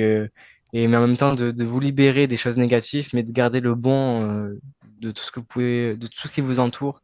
Et maintenant, mais, genre, j'essaie de le faire même des fois quand je vais à la boulangerie, et je dis ah vous faites le pain comme ça et tout. J'essaie de comprendre parce Hmm. que j'adore apprendre. Du coup, c'est vraiment ce déclic là qui a fait que tout ce que j'aime détester à l'école, en fait maintenant j'adore le faire, mais parce que je le vois d'une manière Ouais, pas c'est une autre scolaire façon en aussi. fait. Hmm. C'est ma manière de T'es le pas à faire. 30 en train d'avoir une personne qui te dit une façon. Enfin, c'est quand même pas le même Mais carrément. encadrement, quoi. Ouais. Et puis les gens, en fait, on s'en rend compte, la plupart, ils sont hyper gentils et quand tu es bienveillant avec eux, les gens, ils te le redonnent ça et c'est trop cool. Et, et après, voilà, et une fois qu'on est libéré de toute peur et de toute honte, tout ça qu'on pourrait avoir et d'être OK avec ça, de se dire, OK, ben, il y a des trucs que je sais pas faire, il y a des trucs que je sais faire, Hmm. plus ou moins. Ben, une fois que tu es OK avec ça, ben, tu as juste à apprendre des autres. Si tu sais que tu sais pas faire ça, faut pas se mentir à soi-même. Ah ouais, ça c'est un conseil aussi. Ne mentez jamais, hein. C'est parce Ah, qu'il tu veux dire y a... montrer les trucs qui sont pas à toi, les trucs comme ça? Ouais, ou dire, OK, là, enfin, parce que ça, vous allez vous faire cramer direct, parce qu'il y a des gens, ils sont tellement forts.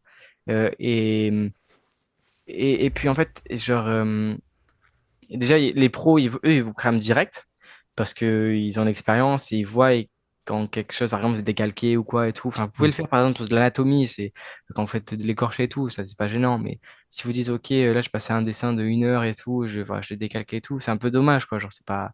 Ou quand vous rotoscopez une animation et tout, et que vous la publiez Oui. en mode j'ai fait l'anime. Ça se voit tout de euh, suite parce que si t'as pas. Bah, pareil, on en parlera dans le prochain sujet d'ici quelques temps. Mais en gros, si tu fais de la rotoscopie sans savoir quelle pose choisir, tu auras juste un mouvement trop réel, bizarre, avec trop de poses et des poses pas du tout exagérées, pas du tout pensées pour être des poses d'anime. hmm. Donc il y a un truc comme ça qui se voit direct. Après, la rotoscopie, c'est une technique en soi, il n'y a pas de souci. Mais si on peut pas la faire passer pour de l'anime tradi, quoi. C'est plus ça. Ouais, ou si enfin, tu copies l'anime d'un gars, enfin tu peux étudier l'anime d'un gars, mais si tu la recopies, tu dis c'est la tienne. Tu vois, genre ça, Hmm. c'est le genre de truc qu'on te crame direct parce qu'il suffit qu'il y ait un gars qui connaisse la vraie anime et en fait, bah, t'es cramé à vie et Oui, puis surtout derrière, tu peux pas le refaire. Donc si on te dit, allez, hop, tu viens ouais, travailler bah avec nous. vas-y. Après, t'es Bah juste ouais, en galère. tu fais une semaine, après t'es viré parce qu'ils disent bah ok, tant pis. Et après, en plus, c'est Ouais. surtout même si vous faites de l'ILU, du Kara, du concept ou quoi, sur le monde, il est hyper petit. Tous les studios se connaissent partout et ça arrive même que des fois. il y a des studios qui veulent recruter certains artistes et qui disent, ah, ben, j'ai vu que tu étais là-bas sur le CV, sur ton CV, tu étais là-bas avant. Ben, Mm. enfin, tu vois, genre, il te dit pas, hein, mais il passe un coup de fil, le truc, ah ouais, tu connais cette personne, elle est cool et tout, ouais, ben, c'est cool.